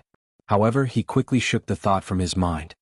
The path to the alchemy room had been sealed off after he had explored and left it. If he left the research area now, he might not be able to get back in. If that happened, he would lose his opportunity to explore the research room. Aside from the god crystals, precious alchemy tools and research materials the research room contained, Raymond's 7 luminary source stone was enough of a reason to keep Shi Feng from leaving. After all, how was he supposed to deal with the Demon King without it? It seems that I have no choice but to fight. Shi Feng's gaze drifted back to the research room's door. With the situation as it was, both of his available options would lead to his death. His only hope was to defeat Baron Woka. He'd fail his quest if he didn't. Following which, Shi Feng summoned Anna and Kite. When he had used the teleportation array to enter the tower earlier, Anna and Kite hadn't teleported with him. They should both still be in the herb garden, so he needed to summon them once again. Although Anna and Kite were not as high-tiered as Baron Woka, their combat power was no weaker than an ordinary Tier 3 NPCs. Shi Feng had only wanted to avoid a fight with the NPC alchemist for fear of attracting Raymond's attention. If Raymond noticed him, only death would await him. However, now that he had retreated quite a distance away from the research room, he didn't need to hold back. I can't summon them? Shi Feng looked at the 2 unresponsive summon guard scrolls in his hands, his chest tightening. Suddenly, the door to the research room opened slowly. The hallway was less than 40 yards long. As soon as the Baron Woka left the research room, he noticed Shi Feng. Despicable intruder. You dare intrude on this holy land. Guards! Baron Woka shouted. Baron Woka was very loud, and his voice echoed throughout the research area. Damn it. Shi Feng hadn't considered that Baron Woka would call for reinforcements. Not only couldn't he summon his personal guards, but now he also had to deal with more enemies. Fortunately, a magic array isolated the research room from the outside world. No one within the room would hear them out here. Shi Feng reacted quickly. Immediately, he activated the aura of time's absolute time, preventing all enemies within range from using any spells or tools. NPCs were no exception. Heavenly Dragon's Power. Blade Liberation. Instant Strike. Shi Feng wouldn't be careless against a Tier 3 NPC. Moreover, now that Baron Woka had called for reinforcements, he would die if he didn't end this before more enemies showed up. He instantly activated twofold Berserk, his basic attributes skyrocketing. With the buff, his basic attributes far surpassed any Tier 3 player of the same level. In the blink of an eye, Shi Feng appeared before Baron Woka. Swords Orbit. A galaxy of stars appeared around Shi Feng, resplendent and eye-catching. As Shi Feng executed Swords Orbit, he felt the technique reach new heights. After consuming 5 moonlight fruits, his physique had permanently improved by 10%. He now had the physique of a Tier 2 player. Hence, his physical control and flexibility had skyrocketed. Baron Woka drowned in starlight. However, Baron Woka was a Tier 3 Great Mage. Even though he had been silenced, he still had the basic attributes of a Tier 3 NPC. His physical attacks with his staff still posed a threat. In God's domain, although magical classes typically bombarded their enemies with spells, that did not mean they were incapable of melee combat. They were just not fond of it. Silencing a magical class would drastically weaken their combat power. Unfortunately for Shi Feng, Baron Woka was extremely adept with his staff, defending and attacking. It was clear that he was executing some kind of advanced combat technique. Players might not be able to predict Swords Orbit's attack trajectories, but the combat technique was nothing to Baron Woka. The NPC deflected every one of Shi Feng's attacks. What a brilliant defensive combat technique. Shi Feng was surprised. He had never thought that Baron Woka had grasped a combat technique. However, at the end of the day, Instant Strike was a Tier 2 taboo skill. Moreover, Swords Orbit had grown stronger. Even if Baron Woka focused on defense, he couldn't keep up with Shi Feng's lightning-quick attacks. Among the 6 strikes Shi Feng had sent at the mage, 3 had found their targets. With his cloth armor and weak defense, 3 massive damages appeared above Baron Woka's head. Minus 91,618. Minus 184,983. Minus 93,189. In the blink of an eye, Baron Woka's HP bar had dropped by a sizable chunk. After taking damage, Baron Woka's anxiety surfaced on his pale features. Immediately he began to retreat towards the research room while shouting, "Guards! Guards! Don't even think about running back into the room." Shi Feng quickly circled to Baron Woka's back. Both the abyssal blade and killing ray bit into the mage, the impact sending the NPC flying over a dozen yards away, increasing the distance between Baron Woka and the research room. Realizing that he was in trouble, Baron Woka wisely fell in the opposite direction. However, Shi Feng didn't give the NPC the opportunity to get away as he pointed the abyssal blade at the NPC. Abyssal bind. Suddenly 9 pitch-black chains emerged from the ground and bound Baron Woka, holding him still for Shi Feng. Phantom kill. 9 dragon slash. Unable to defend himself for 3 full seconds, Baron Woka's HP decreased rapidly. 95%. 90%. 80%. However, despite dealing frightening amounts of damage, Shi Feng did not feel the pressure on him decrease in the slightest. When absolute time's 30-second duration ran out, Baron Woka would be able to save himself. Shi Feng needed to kill the NPC before he ran out of time. Furthermore, absolute time was only fully effective against enemies of the same tier. Against Baron Woka, it wouldn't be as effective. According to Shi Feng's estimates, he'd be lucky if the skill silenced Baron Woka for half of the duration. Trying to kill Baron Woka in 15 seconds would test Shi Feng's explosive power. When Abyssal Bind and Instant Strike's duration ran out, Baron Woka sneered at his enemy. "Despicable intruder, I'm going to offer you to Lord Raymond as a guinea pig." Baron Woka retreated while blocking Shi Feng's attacks, which had slowed significantly. "Guards, get over here and save me." Baron Woka was only 20 yards away from the hallway's exit. Shi Feng had only dealt so much damage and overcome Baron Woka's defensive technique due to Instant Strike increasing his attack speed by 500% and damage by 400%. Now that the taboo skill was on cooldown, Baron Woka had a much easier time defending himself. Even against Shi Feng and his doppelganger, Baron Woka easily blocked half of the attacks. When Baron Woka's HP fell to 43% and the NPC was about to leave the hallway, Shi Feng used everything he had left. Abyssal Curse. Suddenly, as if Baron Woka had just stepped in muck, he couldn't move or attack. Dragon Breath. Divine Providence. Both Shi Feng and his doppelganger used flame bursts simultaneously and dealt a total of 30 devastating attacks. Every attack devoured over 100,000 of Baron Woka's HP.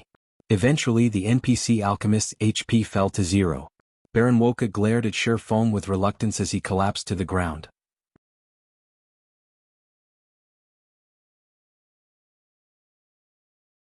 Chapter 1306, Unforgivable Person.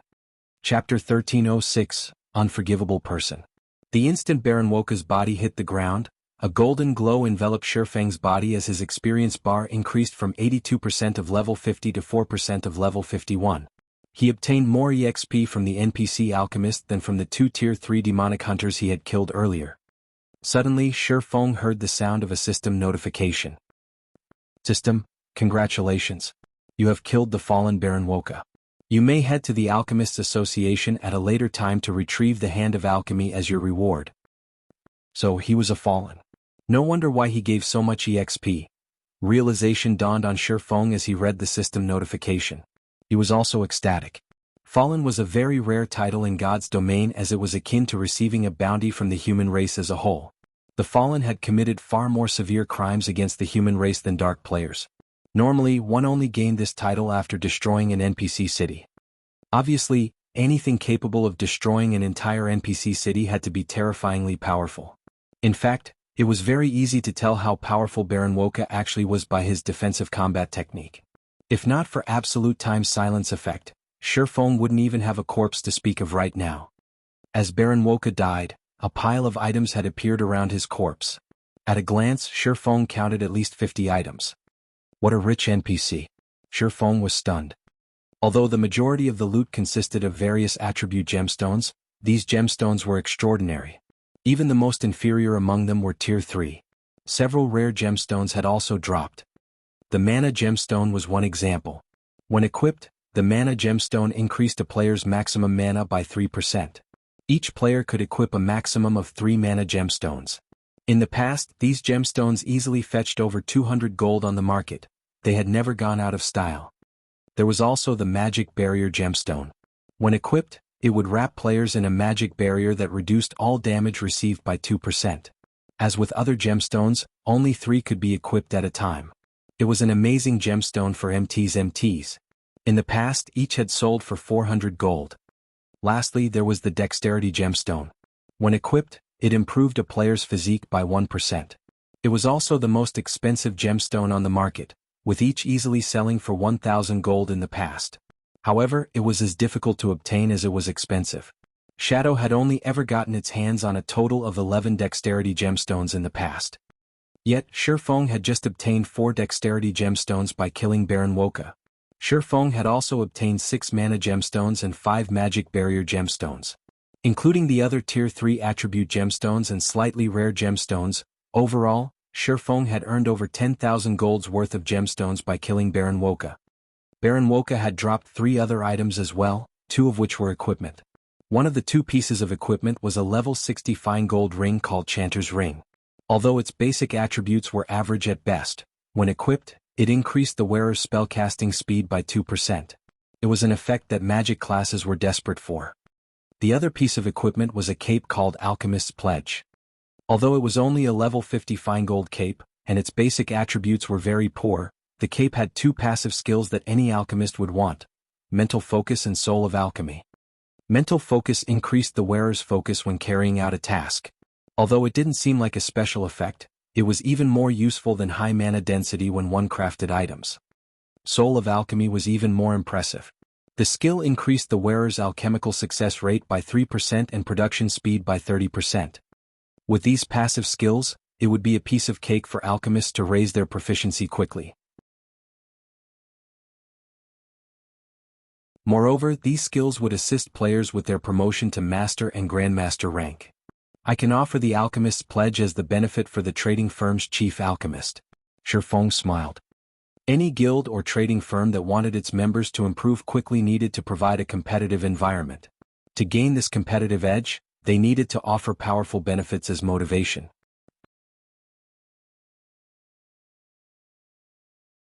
While the Candlelight trading firm offered various benefits, none of them were unique.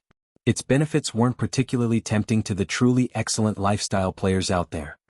However, if he offered the Alchemist's Pledge as a benefit for becoming Candlelight's chief alchemist, it would spark a burning passion in the trading firm's alchemists. He also had secret alchemy techniques. He could similarly use these techniques as a reward for alchemists who performed well. Following which, Shifeng picked up the last item Baron Wuxia had dropped. This item was an old, gray key. It was clear that it had originated from an ancient era and hadn't truly belonged to Baron Wuxia. Shifeng then clicked to check the item's introduction.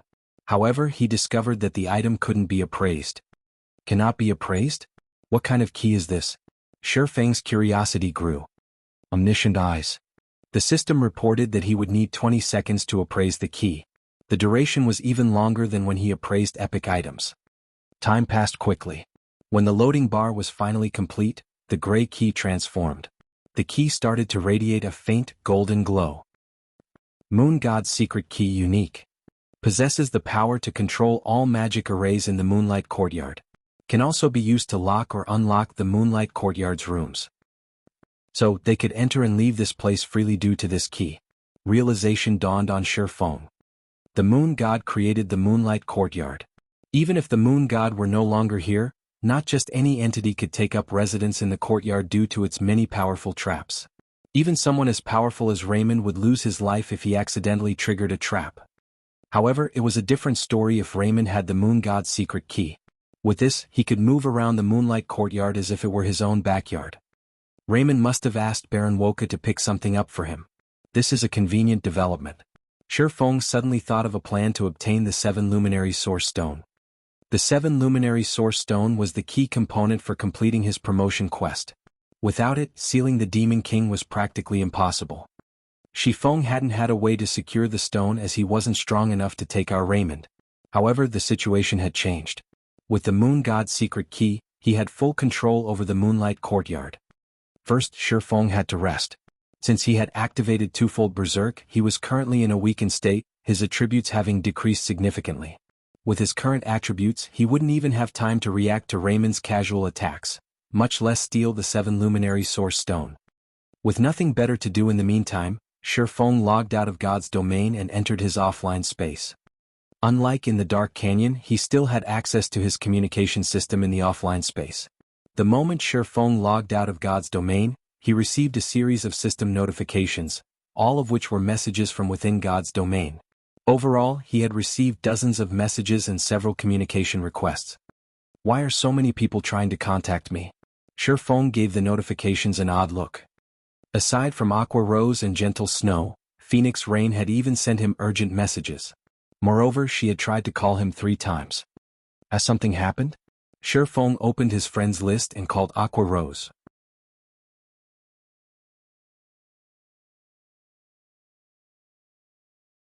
Chapter 1307, Qualitatively Changing a Town.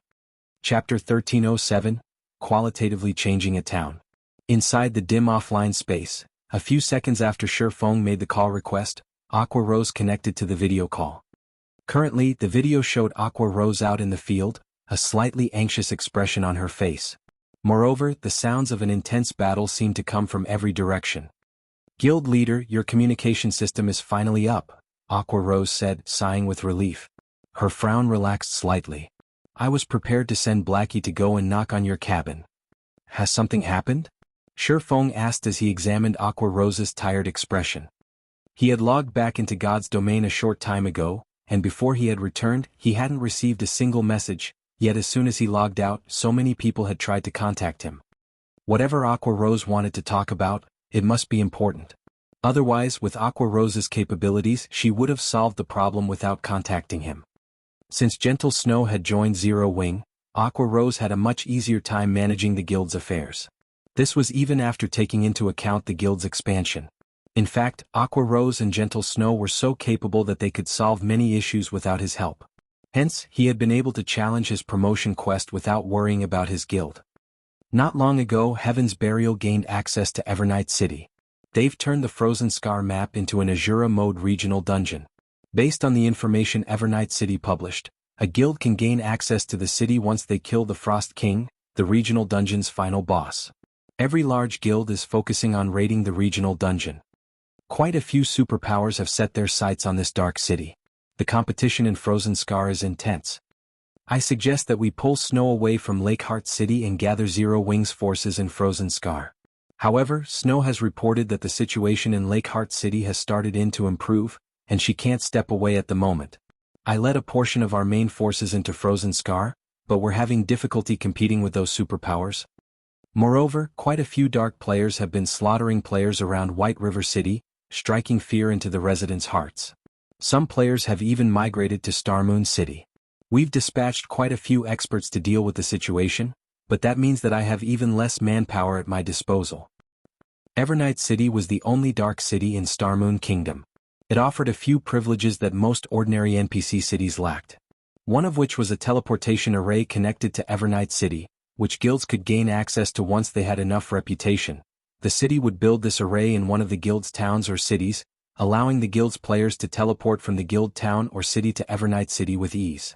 Moreover, as a guild increased its status in Evernight City, it would gain access to more teleportation arrays. Ordinary NPC cities didn't have such a privilege to offer. Not only was this convenient for guilds, but it would also aid in their development. There wasn't a lot of distance between Starmoon City and Evernight City. Many players could use Evernight City as a waypoint to reach farther guild towns and grind in the nearby high-level maps without traveling for dozens of hours. Rather than put down roots in a particular guild town permanently, players could treat it like a temporary rest point, moving their operations at a moment's notice if necessary. Independent players would swarm to a guild town tethered to Evernight City, boosting the town's development. Access to Evernight City? Shifeng immediately came to a realization. It was no wonder why Aqua Rose was so nervous. Even Phoenix Rain had tried to contact him several times. If Zero Wing could gain access to Evernight City and secure a teleportation array for Stone Forest Town, it would transform the town. Of course, this was true for other guilds as well. It was no wonder why so many guilds were going mad over this matter. Even the various superpowers wanted in on the action. Guild leader, I'd like Snow to shift her focus away from Lakeheart City for now. If the other guilds kill the Frost King, it will become very difficult for us to gain access to Evernight City, Aqua Rose explained. No. Snow has to keep her focus in Lakeheart, Shifeng said, shaking his head. As for you, give up on raiding Frozen Scar for now. Give up. Shifeng's decision stunned Aqua Rose. Stone Forest Town had only become the #1 town in Starmoon Kingdom after overcoming many challenges. If they let the another guild kill the Frost King before them, they might not be able to maintain Stone Forest Town's position. That's right. Give up on raiding the Frost King. Instead, figure out a way to raid Blizzard Fortress, the team dungeon in the Frozen Scar. Try to get the first clear if possible. Shifeng nodded. Guild leader, that's a level 50 100-man team dungeon? Aqua Rose was astonished. By the time we obtain the first clear, someone else will kill the Frost King. A level 50 100-man team dungeon was a massive challenge to any guild at this stage of the game. Raiding one was far more difficult than raiding the Frost King. Based on their investigation, the Frost King was only a level 53 Grand Lord. The only reason it hadn't been raided yet was that no one had found its hiding place deep within the Frozen Scar. Players needed to kill many monsters and bosses in order to reach the final boss. Taking into account the Frozen Scar's severe environment, which increased players' stamina consumption by several times, progress to reach the Frost King was quite slow. They would be crazy to ignore the Frost King, the easier raid target, to challenge the Blizzard Fortress instead. The Frost King is an ice-type boss. Fighting it without very high ice resistance is nearly impossible, but the weapons and equipment that drop in the Blizzard Fortress are somewhat unique. Almost every item offers high ice resistance. If we have these items, it'll be much easier to raid the Frost King. In any case, with so many guilds in the running, the competition won't conclude for some time. We'll use this opportunity to bolster our team's strength. It won't be too late to raid the Frost King once we've done so, Shifeng said, smiling. He did not bother to explain further details. Alright, I understand. I'll try to raid the Blizzard Fortress as quickly as possible. In reality, Aqua Rose still had her doubts. She knew that they had tons of Sea God's blessings in the guild warehouse. The potion could significantly increase a player's resistances. However, since Shifeng had given her an order, it wouldn't be wise to insist against it. She could only try to raid the dungeon as quickly as possible. Following which, Aqua Rose disconnected the call. Meanwhile, Shifeng smiled wryly at Aqua Rose's confusion. He could not reveal too much information. After all, no one had actually raided the Frost King yet. He couldn't just come out and say that players needed a minimum of 300 points of ice resistance to raid the boss. With such a high requirement, not even stacking 2 bottles of Sea God's blessing would be enough. They needed other weapons and equipment to supplement for the missing points. Otherwise, players wouldn't stand a chance against the Frost King. Many guilds had contested for the right to enter Evernight City in the past as well. Similarly, these guilds had focused on clearing a straight path towards the Frost King, expending tons of manpower and resources in the process. However, only after encountering the Frost King did everyone realize how much of a nightmare the boss truly was. In the end, despite only being a Grand Lord, the Frost King had wiped out an army of hundreds of thousands of elite players, transforming them into ice sculptures. However, the fact that Heaven's Burial had gained access to Evernight City concerned Shifeng. When Evernight City had surfaced in the past, over 20 days had passed before the first guild had gained access to the city, yet it had only been a few days and Heaven's Burial had already entered the city. It was inconceivable. To make matters worse, the first guild to gain access enjoyed additional benefits, which would make it far easier to gain guild reputation in Evernight City. It wouldn't be long before Heaven's Burial connected its guild town to Evernight City. This won't do. I need to hurry. After a 2-hour nap, Shifeng logged into God's domain once more. You're tuning in to the Han Li's Wuxia Adventures YouTube channel. We're so grateful for your support and don't forget to subscribe to join us on this incredible journey through captivating stories. Your generosity through donations truly makes a world of difference. as it's the primary source of revenue that allows me to expand and enhance this channel for you. Thank you from the bottom of my heart for being a part of this adventure.